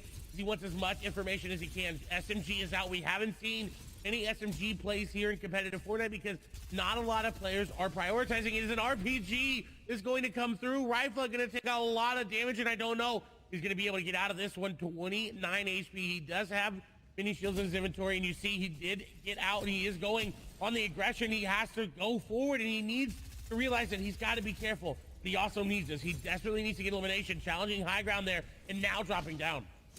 And MCS X Squeezy has just picked up a huge elimination. Deceptos going down. Anas also going down. X Squeezy got picked up right before that, but the two top players are now out. This is Rifle's opportunity to stamp it. Hen is out as well. That's another player who is top 6 going into it. All of the legends are dropping, and Rifle is saying it's my opportunity to shine. He won match number 3. Kenny turned it around. He picks up Slicks as well, saying I'm the best of us right now. I will prove it. 39 points. Top 25 going through another placement threshold, but can he execute from the low ground, now hopping up into the mid ground as we get a look at the wide and everyone else rotating through, but back on board with Rifle. Already 4 eliminations and pushing for that next placement threshold at top 20 as Janice picks up Thomas. Shrimsy also going down, another point ticking over, and that's around 40 for Rifle. And this is really good to see, but he's got to keep going. He can't get stuck in the zone like this. That's exactly what's happening. He's being held out. Shots come through. Not able to connect on him, and he's going to tick over the zone. 41 points is what he's finished on for this game. So anybody over 41 or close is going to look to challenge. Janus on the high ground. Ludwig in the mid ground. Tace on there as well. Smudge and Stacey. Vidil, PCH, and Scrib there. That's your top, 11, 10 players there. As Janus is looking just to spray everybody. PCH rotating through that second high position, looking to get anything going there as Interact is hiding behind Ludwig there. We get a lot of wides coming through as Janice is trying to pressure down there. I believe with that pistol there, or maybe an AR, doesn't really have much to work with. It seems like as his HP has not increased. As Tayson going to get tagged on up. Smudge and PCH added. Scrib trying to make their rotation through. Slender on the low ground as well as Stacey. PCH is unfortunately going to fall. Interact going to be there as well. Vidil right now on your screen. 3 eliminations looking to make it more. 9 total players remaining. Got Crash, got Floppers. Scrib is going to fall there. Vidil trying to rotate with the last little bits of mats that he's got, and he's got enough hard mats to make one more box, and then he's going to have to make a play. As everybody making plays down below, he's just trying to hold out. He doesn't want to drop down right away. Stacey going down. Nice shot there on the Tayson. It's a mythic loot there, but he's not going to be able to pick it on up. Everybody falling. Smudge going down as well. Floppers being popped here. Does he have enough HP to pop and make it in his zone? The Floppers are going to help him. Ludwig going to go down. He was up there near the points as well. Janice maybe able to take this. The Evans, yes, solo invitational winner, doing very well, but looking for deal. Just floppering in zone, trying to mini up, trying to get prepared. As Slender is going to go into the zone. The Shockwave launcher is here. Janice going to lose high ground there to Vidil. Does he have enough HP to keep it? Does he have enough mats to keep it as well? Vidil dropping down, Shockwave being used, everyone being flown. Janice is still there, shots coming through. Vidil going to miss, and unfortunately Slender going to take him down. Now in a 1v1 scenario, Janice launches himself into zone. Oh no, this is not what he wanted. He didn't want that, but shots go through. He hits a lot of damage, and now the HP is back in his favor. Slender has to make a play. Shockwaves being used, and I don't know if there's enough shockwaves left in the game to give Janice the win, but he's got the HP. He's got the shotgun shot. He's got the pressure, but can he find it? Can he find the angle that he needs? He's going to have to drop down sooner or later. The zone. We've got one more, but Slender notices that and gets the jump up dub. Slender with the 4 eliminations in the Victory Royale, 25 points coming out and executing from the low ground. Janice unfortunately not able to close it out with the Shockwave launcher, but a good defense coming out from Slender there. And 4 matches are down with just 2 games remaining. Who will walk away with that #1 spot in Europe? Zeke, Bala, Shio, break it down for us. Let us know what we're looking for. There's a lot of things that we are looking for, and right now there's actually some we have yet to see, and the leaderboard is going to help uncover what it is we're missing, because there's a shark hiding in the shadows as we are running through this race toward this finish line. Boys, first off, big congratulations there to Slender. I like the Victory Royale, and I like the defensive route he needed to take there to keep Janice away from getting that win. Absolutely, and now we're going to be looking at the ramifications of that game and what it's going to look like going into the final slots over here for Europe. For the standings, in first place, is it someone new? What's it going to be? No, Rifla is still holding on to that top spot. 41 points in total, now almost leading the pack right behind Vidil in eliminations, has that win in case of the tiebreaker, but he is dominating game after game, so consistent. The two players I want to highlight, because what we're talking about consistency, these guys are converting the most. Rifle has actually had a second or third zone fall, which actually pushes his average placement way out. And if that happens again, that is dangerous. Whereas Desitos and Letwick, they've only had one game where they've fallen out of the 4 in around the top 40 area, which is actually converting on a little bit of elims, but otherwise too, they're pushing deep into the top 10 on every game that they make it into that end game. So that is very, very crucial looking forward. I think it's going to be a duel between Desitos and Letwick. I mean, they are pulling away from the pack. Look at the top 3 down to top 10. You're looking at an 11-point differential. And don't forget, Flois was the first winner on the day. He got the first Victory Royale. But we see this a lot, right? Whoever starts strong, they tend to fizzle. Still though, like everyone always has this expectation that it's possible for these players in 20th place, in 30th place to bounce back up. I would usually agree, but after watching EU today, it is the same players we're seeing alive in endgame. When we say these guys just need 7 or 11 points, that means getting to the top 10. And for a lot of these guys like Steelix, Snazy, yes, they're playing well, but are they there consistently? That is the big question. Yeah, that it will be. Bad Sniper, 21st right now. Mongrel also middling around 22nd. That's not where these guys want to be going into the final 2 games, but there's still a chance. We all know when it comes to the 6-game grand finals that the final 2 games mean so much. No matter what, these guys want to get better than anyone else around them, want to place higher. So all the way till the final game, the competition will stay high. We got to think, man. 2 games left. It's wild to think we've been doing this for like 3 weeks now, and now we get to look at the conclusion, see who will hold the Axe of Champions high, and after 2 games, we'll have a new FNCS champion. Now, guys, we were kind of talking about players, the shark in the water, and it's none other than Deceptos, who is finding himself in that 2nd place. We haven't seen him much on broadcast, so what has this guy been doing? Yeah, I mean, I thought it was going to be a group effort here, but 100% we'll break it down in just a sec. Deceptos has basically been going, as you said, Zeke, through those shadows, right? He's been playing around other players and how, you know, kind of pop off they've been. They're kind of showing overall exactly what they can do and break down in front of everyone else. And while they're taking the spotlight, that's the word I was looking for, Deceptos is operating in that background. He's getting everything these players are not looking at or seeing. Yeah, there's so much to actually consider when getting into Deceptos' game plan because, like I said, he's converting on these end games. I want to find out how. I want to find out where this man is dropping and how he's actually transitioning into the end game because, like I said, it's so important, but these are some of the things we miss. Him in top 10 right here, 2 eliminations, and he still makes a couple counts. While some at the top, like Rifle, might be having a little bit more impact in terms of elimination, he's making it count for placements. And this is exactly how he gets his game started. Let's actually break down what he does every single game, specifically that last one too. Landing somewhere near Lazy Lake, actually taking a back alley loop path all the way across the map, picking up so many houses that people will get to later on faster than them, and then getting into these positions, these boxes fast, where he has control and can drop down these shotgun shots in really crazy angles. And this game right here was actually Deceptos' first game where he ended up falling after that top 50 mark, so he got the 2 placement points. But what he did do is actually fight a little earlier, grab that elim on Bad Sniper, and then has the awareness to recognize that Rax is in the box next to him. He'll convert, but after those 2 fights, that's when it gets to be a little risky for Letwick. It was last game that was an issue for him. This time, he's still going in, and he'll take down so many important ones. That was a Nas, and you know how high he was on the leaderboard.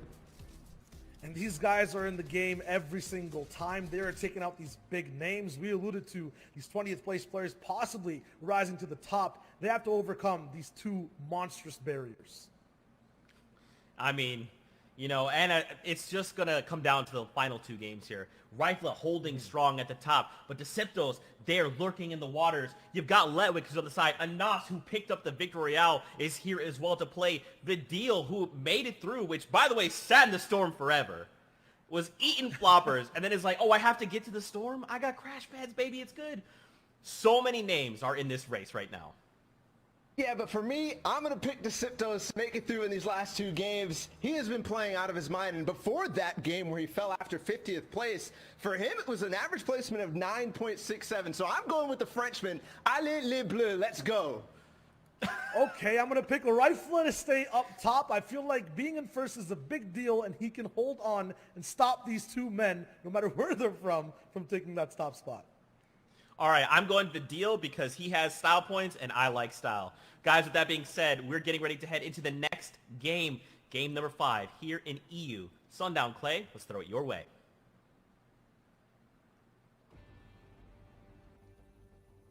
Thank you so much, gentlemen. And with just 2 games left to go, it is tightly contested at the top of the leaderboard. You see Rifle currently holding a 4-point lead just over Deceptos and Letwick, but plenty of people within striking distance still. We've seen time and time again those victory royales worth right around 19 and 20 points, so anybody can make a play. But Clay, if you're going to make that play, it has to be right now. You cannot wait any longer. This is it. These are the final moments. There is one more game, but there's not enough points on the lobby for you to make that play if you wait till the final moment. So you need at least 2 games to write the miracle run, the miracle story that we've seen a lot of players do. Will Rifle be able to make that happen? Noah Riley trying to make his run up the top of the leaderboard as well. Rifle, though, is relatively uncontested other than he's got 2 people there, but with the way Frenzy's built, you can be contested and never see your opponent. Yeah, there's so many opportunities for you to break sight lines, get through. You can also see Llama tagged up. Llama 210 over there. Chat calling it out. Everyone, there's plenty of opportunities to get through. A Rifle is going to be super thankful for that. The Llama coming through is such a big influx of not only materials, but key end game items that really enable you to go through, especially getting that launch pad. But now you can see engagement going on over here with Supremacy's Floki and Flecken. Who will be the better F as they fight it out here? The question will be resolved quickly as the crash pad ends up coming through. Floki putting the pressure down on the Flecken, but nobody necessarily able to connect shots. And as I say that, Floki hits 2 back-to-back. He says, thanks for the loot. I'll take that epic tactical shotgun and everything else that comes with it. The crash pads, the shields, all the metal over here on the side, and he's going to be very happy about that. And the guaranteed launch pad that comes out of the rig's vault area. That is a very, very big pickup for Floki. And again, in that range where they could make something happen. Now we do have a replay here of what happened at Caddy Corner with Thomas HD. Running away is going to get tagged up out. I actually had 1 build left, but you can't build right there. And unfortunately falling early. Vestakira taking down what was the 7th ranked player there. So what you care about right now as a viewer, we're keeping an eye on that top left-hand corner. Who in the top 10 is falling and who can remain and keep picking up points, because that's going to set up the story for what the final game is and who's going to have an opportunity. But right now, Bad Sniper needs to be careful. First AR shots come out right away from the Bush Wookiee, trying to set up an ambush, and Bad Sniper going to cover himself up and immediately start burning through that utility because he doesn't want to get pressured down. He's got to be careful. There's players nearby as well. He's got to get out. And this is Kiriachi. This is kind of what we expect from him at this point, just going aggressive and going into boxes where he definitely doesn't have the advantage, but his aim is going to be the advantage there for him. He does hit the floor there, but not able to keep tracking Bad Sniper there. The third party comes in, but he's not phased. Shot comes through, and he does end up hitting it. The crash pad going to be used. That player going to get in the box. They're going aggressive. Bad Sniper, though, is actually going to pick it up, but what a turnaround. Great job from Bad Sniper executing and finishing that one out under pressure. He needed that to stay in the running and to stay in contention just outside the top 15 right before that, but hopefully going to be able to potentially make a push. But still a tough day for Kiriachi, somebody who is either really hot or really cold, and right now sitting at only 7 points after 5 matches. Well, he's looking ice cold. In contrast, however, someone who's hot, rather, not ice hot. That doesn't really work there. But Deceptos on fire right now. 37 points. Is in second place, however. His lead did get snatched away from him there. But he does have the tools to do it. He's got a shotgun AR. He's got rotation. And he's got the heals. Question is, this zone, how is he going to play it? Already choosing to base up in a really good spot as well. does not have a lot of metal, but can extend out to that bridge if he wants to. And this is what happens in these last couple games. If you're near the top, you base up very, very early because you don't want your game being affected by any little thing. That's the goal, is just to make it into that mid-game, transition yourself, avoid those early games. And if you are just joining us, whether it's on Twitch, Twitter, watch.fortnite.com, YouTube, or in Party Royale, welcome. This is game number 4 of the EU FNCS Solos Finals after 2 weeks of competition and then heats. This is the top 100 players battling it out, and they have 2 matches left to stake their claim as the best player in Europe, walk away with that top prize pool and also the Axe of Champions. And right now, Gamers Origin Deceptos is in 2nd place, just behind Rifla, who we saw take away match number 3 and have a solid performance in match number 4. But right now, he needs to be careful because we've seen what Flois is capable of, and he's right nearby him. And Deceptos is looking for that elimination and the tags, because he hasn't, it seems like, hasn't gotten any tags yet based on where he is in the zone. And definitely will need them with Storm Surge. We won't see it as much in these later games, as you saw Kiriachi getting more aggressive, turning more to that Kiriachi from old that we've seen time and time and again. And other players are going to start to do that as well. They need that pop-off game. They need that game to really set them apart. That's what they're doing. But we've got another replay here from Lewig's perspective, as he's on the back foot running away from a henchman, as well as another player there is going to look to try to take down Jules. And unfortunately, you can't take down Jules when there's a carrot lurking nearby. The coordinated spray there between the henchman and carrot will take down Letwick. He was 3rd place going into this, so still plenty of room for others to move up the leaderboard. But hopping on over with Hen, who was 6th coming into this match, trying to keep an eye on who's on the top of the leaderboard. What are they doing to set themselves up? Because again, this is the 2nd to last match. So if you're going to get going, you have to move now. And with top 75 ticking over, that's 1 point for everyone left in the lobby. You get a placement point for outlasting the first 25 players. Then you get a placement point for outlasting the next 25 players. So that's top 50. And then after every top 10 until you get to the top 25. And then it's every 5 players until you're into the top 3. So right now, Hen just trying to settle himself up, make sure he has plenty of materials. He's in a good spot to rotate after this, but he is very far south on the zone. So if zone number 2 does pull northward, it can be a little difficult. However, he's looking to just potentially find tags on rotating players, and he's going to find one there. And he needs this because he came into the game down, I believe my math's correct, 7 points there. That's a lot of points, especially with the low amount of eliminations that we've seen Hen get. Not really one to be up there in the average elimination category, but he's got it. We got number 3 went down, number 7 went down. And in this place coming into this game has got an opportunity to really solidify himself. I know a lot of people who saw that performance in the qualifier where he ended up getting 2nd place and were like, oh, that's not the Hen that I know, but an ambush being set up shows that Hen has got the ability to do it, and you can't build a wall there. He's got to be careful. Snipe, unfortunately, forgot about that, and Hen took advantage. The quick reaction time for Hen going to set him apart. Another elimination, closing the gap. But the point I was trying to make is that Hen is here. He is turning online. This is where he can make his name become a legend. And that's what he's looking to do in a really good job. We talk about how the best players in the world, not just in the region, but at the absolute highest level, not only are they capable of winning those early game fights and rotating in the late game, but they're so good at manufacturing elimination, setting up these ambushes, and finding spots to take advantage of their opponent. Notice how Hen was crouched beside the side of the wall. In Cartoon, we talk about taking advantage of rotations there, using the epic sniper rifle, catching Benji out in the open on top of the authority, and sometimes that's all it takes. No warning, nothing whatsoever except the whizzing of a bullet and then all your loot dropping down to the ground. Waves Cartoon taking out Energy's Benji Fishy, the fan favorite, the World Cup qualifier, arguably one of the most consistent players in EU, but he's struggled time and time again when it comes to these grand finals FNCS situations. We saw it back in Season X with MMB where they kept getting ambushed over and over again, and it's proving true today. But right now, our #1 player, Rifle, under all the pressure in the world and only those 2 minis to get himself back up, and Scram is not letting him heal up at all, not relenting, trying to pressure down and give everyone else a chance to catch up. Rifle's got to make a play here. Scram is 200 HP as Rifle can crash pad it in. The box goes through. He's not going to be able to crash pad out, and #1 is out of the game. That's really good for Deceptos, who currently in 2nd place right now.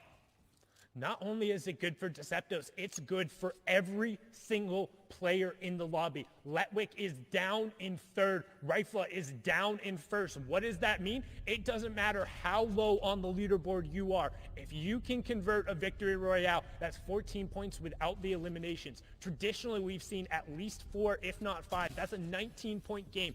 Any player who walks away with a victory here could rocket themselves up the leaderboard, and Tayson's trying to do it, and he does it to Janice himself over in the Steamy Stack side. The duo and trio partners, they played together time and time again, but there is no love lost in solos. It doesn't matter who you're fighting against. At the end of the day, with 2 matches left, when your back is against the wall and that Axe of Champions is on the line, when you've seen the #1 player go down, you're taking every fight at 100%, and Tayson cleans up the FNCS Invitational winner. No problem there. A beautiful display of skill there from Tayson. Says, you know what? All is fair in love and war. I'm taking you down. I'm getting it. Just a reminder, there's $800,000 on the line here today. One elimination could separate you from a certain placement threshold on that overall leaderboard, and that could be the difference between some big amounts of money. And so no one wants to go out just sitting there not taking engagement or having to think about, oh, that one elimination would have put me there. Deceptos, however, in 2nd place right now, but 1st place, 3rd place, 7th place are all out of the game. Anas still in the game from what we know, Vadil still in the game from what we know, and Hen still in the game from what we know. There's still a chance for him to be challenged, but this is great for Deceptos because if he can just make it to a top 5, he's already going to eclipse the points that Rifle had. So any eliminations and any placement past that will be so good for him. And you can see what Deceptos is doing right now is he's hanging out inside of his box, and then he's editing the cone in the top. What that allows you to do, as opposed to other structures, you can see out the top of that cone. You can kind of scout out the information around you. He's trying to figure out where the priority is, and once the zone does reveal, he's going to move a little bit more inland from that outside. He knows he doesn't want to be right on the edge, but he also doesn't want to move too far center, as he wants to set himself up for that 4th and 5th zone positioning. As now we're going to swing on over the farm. And a number of players here, Lecce, Ardit, Mongrel, and Noah Riley, all posted up right on top of this barn and also right on the edge of that next safe zone. He's got a shockwave launcher that has been doing very well. I think 3 out of the 4 games the player has won with actually using it. That last game we saw it actually get defeated there. The question is, will Noah be able to reign supreme with it? With only 27 builds, I don't think he's going to be able to do it. He's got to get this elimination down below. Dropping through the rafters, though, will give him an opportunity to get a shot, but it misses. As a 3rd party coming through, Noah Riley suddenly finds himself in a situation he does not want to be in, and the quick edits out will return him to the high ground, but there's not much to work with here. He's already farmed it all out. Yeah, and he's going to now start breaking those builds. You saw they were already damaged, just trying to get as much wood without actually converting over, but he is quite literally right on the white line of the zone with so many sharks in the water right around him. You saw Mongrel saying, nope, I'm getting out of there, and if Mongrel's rotating away from the situation, you probably don't want to get stuck in it either. But Noah Riley, if anybody has the loadout to make it work, it's him with the mythic weaponry, particularly in close quarters. You have so many options available to you, and that mythic shark shotgun hits so hard, and it's Lecce who he hits so hard, 12 HP being the difference, and then immediately boxes, edits himself up, and he's going to pop those shields, get the med kit off, and try and defend. But no, only 1 mini he's able to get off. Again, going to break away and just going to opt to use the shockwave launcher to create some space, use some natural cover there, and the ramp that was pre-built to hopefully now pop that med kit. But Clement is nearby, just cone camping. That was too close for comfort there for Noah Riley. Got that Elam, but not as many matches he was hoping for it, and hopefully able to continue his streak going through. But Now we're on board here with Rezon. Same kind of situation. A lot to work with in the inventory, but not a lot of match. And look, he's looking to set up. Oh, crash pad in the top. Will he get in? No, the cone's going to prevent it, but he's all the way in. He doesn't care. This player being a little bit too careful with their builds, and they wanted that drop, and they're not going to be able to get it. Is Rezon going to get the drop on them as they're continuing the crash pad? Crash pad in, trying to get the player out, and shots go through, and PCH going to go down yet again. Really good job from Reason there to hound that fight out, saw all of the excess loot that was coming in there, knew if he was able to close that out, he'd be able to just kind of advance himself into the game. And notice too, he pulled that fourth zone. He's right on the edge of that, so he should be looking to see how many extra materials he was able to pick up from PCH there and just build himself a nice little base, expand out, get deeper into that zone, and then own all of that territory possible, make it harder for people to rotate back over. Because now we're going to swing on board here with Hen, who was 6 coming into this match. Another big opportunity for him to rocket up the leaderboard with his teammate Rifla going down.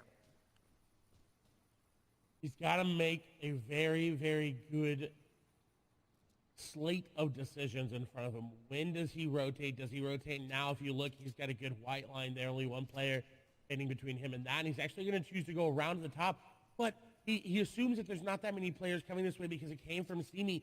But look how many arrows assume that as well. And so unfortunately, he's got a lot of players this area. He's trying to set up an ambush, but nobody is going to fall for it. Kane is going to be the one nearest there as he does get some shots, but this is not where Hen wants to be. He's going to have to get creative on this next piece of the rotation because Kane's going to sit in the cone. He's got to realize that, and he does. He puts the ramp. He knows immediately that that cone in the middle of all these builds is a little bit fishy.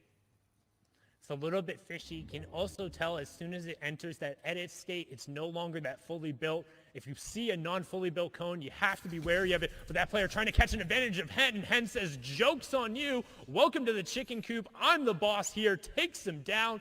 No problem closing in on that second placement threshold. But Hen trying to catch up and take over that #1 spot, being the top legend. But now on board, one of the favorites is Rezon, who has had a relatively decent performance today, just on the outside of the top 15 coming into this game, but it's not been the consistency we've seen out of him in the heat stage, finding it a little bit harder to cement himself in those consistent top 15s and top 10s that he was so well known for during the qualifiers. And every day you play Fortnite, somebody gets better, somebody improves, and somebody comes out of nowhere, and you've got to be on top of that. And for some of these players, sometimes, you know, it doesn't end up working out that way because of the RNG factor. It's unfortunate to see him go down there as we see a fight happening between Wolfies and Serenity Swaps as Rezon going to look to get some third parties there, is actually shooting through an open edit there, not shooting through a wall, as he does get some tags onto Swaps, as Swaps is dropping down onto Wolfies, and Wolfies is actually going to fall. And we've seen this time and time again. We've kind of talked about it. Wolfies is really good when he's the aggressor, but he can kind of be taken advantage of when you go back on him. And that's what we've seen time and time again. And that's kind of what European solos is about. Like, yes, you can be good when you have all the tempo, but pretty much every other one of these players is good at playing high tempo. As Reason identifying the fact that that fight had been resolved, immediately crash pads over, and he's able to pick that one up. Now he has 3 players worth of loot over on the side with priority on zone. He's going to be somebody to keep an eye on to potentially take advantage of the fact that 3 of the players in the top 7 have already fallen. Tayson, another player we want to keep an eye on. He was top 10 before coming right into this. He's able to pick up Steelix with just 1 HP to spare before that siphon ends up coming through, and that's a 2-point swing as we hit top 50. And he finds the extra minis as well. This is so good. He gets the flopper off. He's going to have minis to refill the ones that he's trying to take. And he finds a good path to zone as well. This was very, very clutch in getting into this end game, because had he not found that, he would have been very, very, very much in shambles. As Rezon nearby, Mawaka there as well, as we get Nebby, Arion Carton there on your screen, Mr. X as well, advises there. A Savage now in this end game as well, 17 points. So he needs 2 back-to-back perfect games to get to that top.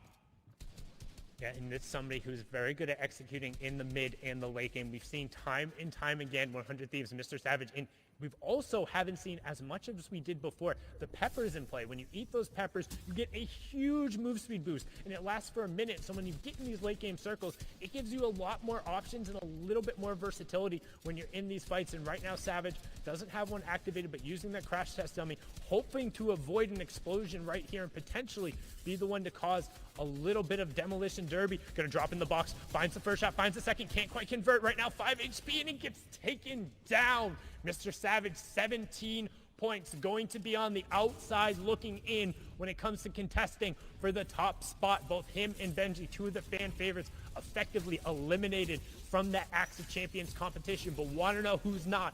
E11 Tayson up on the high ground right now, just raining shots down in that full built metal base, and then using the ramps around the side to cut off any angles on players who might punish him. And a great hip fire shot onto Smudge, then converting afterward, then right away popping the crash pads and trying to head over towards that player to potentially scoop up whatever he can get as we close in on top 40. That's placement points going over in the next rotation, moving out.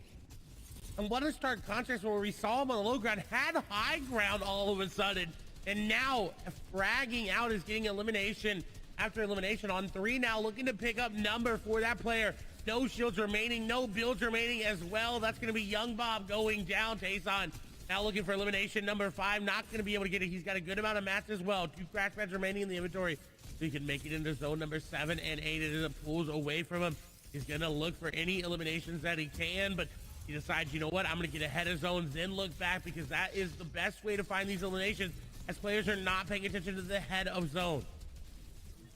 And you can see top 25 ticking over. Hen does go down there as well. There's a player who's contending towards the top. But Tayson, the winner of Heat 2, trying to push forward and cement his spot. He has now tied Rifla, who is the leader coming into this. This is his opportunity to take over the front spot. And notice what he's doing so well is he's tarping out and he's using the full builds and he's staying towards the front part of the zone. And then he doubles back right here looking for picks. This is something when you have execution, you have space, no one else is on your level, you turn eliminations in by doing this because he knows he's safe and he can continue moving on a horizontal level while also harassing his opponents. Top 20 ticks over now. Tayson going to continue contributing there.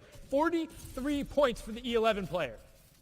And he goes into zone to crash play because he wanted to be safe doing it, did not want to risk it. He's got the flopper. That damage he took is effectively null. He's back up to 200 effective HP, but 18 players remaining. He's going to have to make a play, and he's already looking for high ground. He's second high right now, but the drop down going to ensue. Squeeze going to fall there to Milan. The shot's going through. Tayson getting challenged, but he's going to get an elimination there again. Now on 6th elimination. Bayon going to go down. Flopper Michael going to fall as well. And you can see Mongrel up on the high ground, Snazy on the low ground, everyone else in between. Scram still up in this lobby. Nate, Milan, Cartoon up as well. Frenzy Fishy dipping back into the storm. That's the flopper play. Going for a late high ground take right now, and he's trying to push forward. Frenzy Fishy up on the high ground, but now dropping back in. This is the box-to-box fight. He's able to pick it up. That is a huge elimination reason right over the side, but it's all Tayson all the time. 9 eliminations, pushing forward for top 5, and he's saying right now, I can cement this #1 spot. I can take away the game. I can make you chase me in game number 6 as he closes in for top 3, and he's still hunting. He has that mythic charge shotgun. He says, I'm not just a shockwave player. 11 eliminations, 2 of the players go down, and it's Reason, arguably the strongest solo player, wire to wire, against what is the strongest solo player on the day right now in E11's Tayson. Tayson up on the high ground, Reason on the low ground, and that little bit of Old Man Mountain, he doesn't have to be too large, but it's going to burn Reason through the last of his resources. He's standing out there spraying, no builds left, and Tayson converts, and he does so in a monstrous way. 12 eliminations, add the 14 points for the victory royale. That's 26 points in match number 5. What? What an insane performance from Tayson. The lead has been blown out of the water, and now it's just going to be about who can play matchup. Can Rifla do it? Can Deceptos do it? Or will Tayson take game number 6 as well?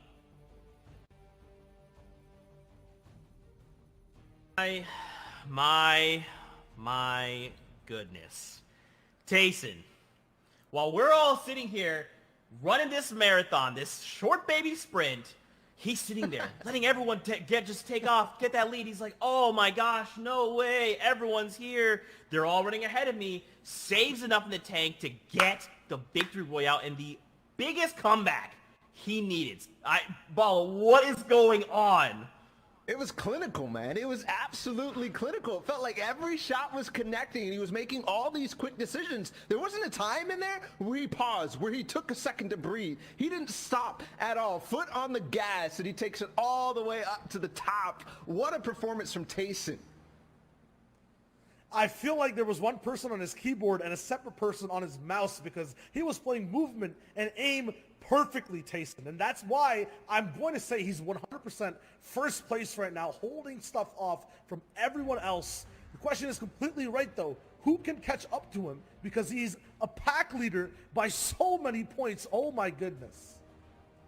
And there was definitely some instances where this opportunity arose. We always think on EU, the winners ending up coming out in the last two games. But something else also interesting is that Tayson won Heat 2. And if you think back to FNCS duos and FNCS squads, both of the winners of Heat 2 in squads, it was Red Rush, Drobbin, Snappy, and Wakey. In duos, it was Andlex and Nate who ended up taking that X of Champions. Now, all of a sudden, it looks like it might happen again. It's his destiny. It's Tayson's destiny to win this entire tournament, this entire region, and it's been decreed. The question is, can anyone flip the story, flip the switch? Rifle to Siptos, Hen, Reason. It's their last game to have a stand, have a say in it. XB's Thomas,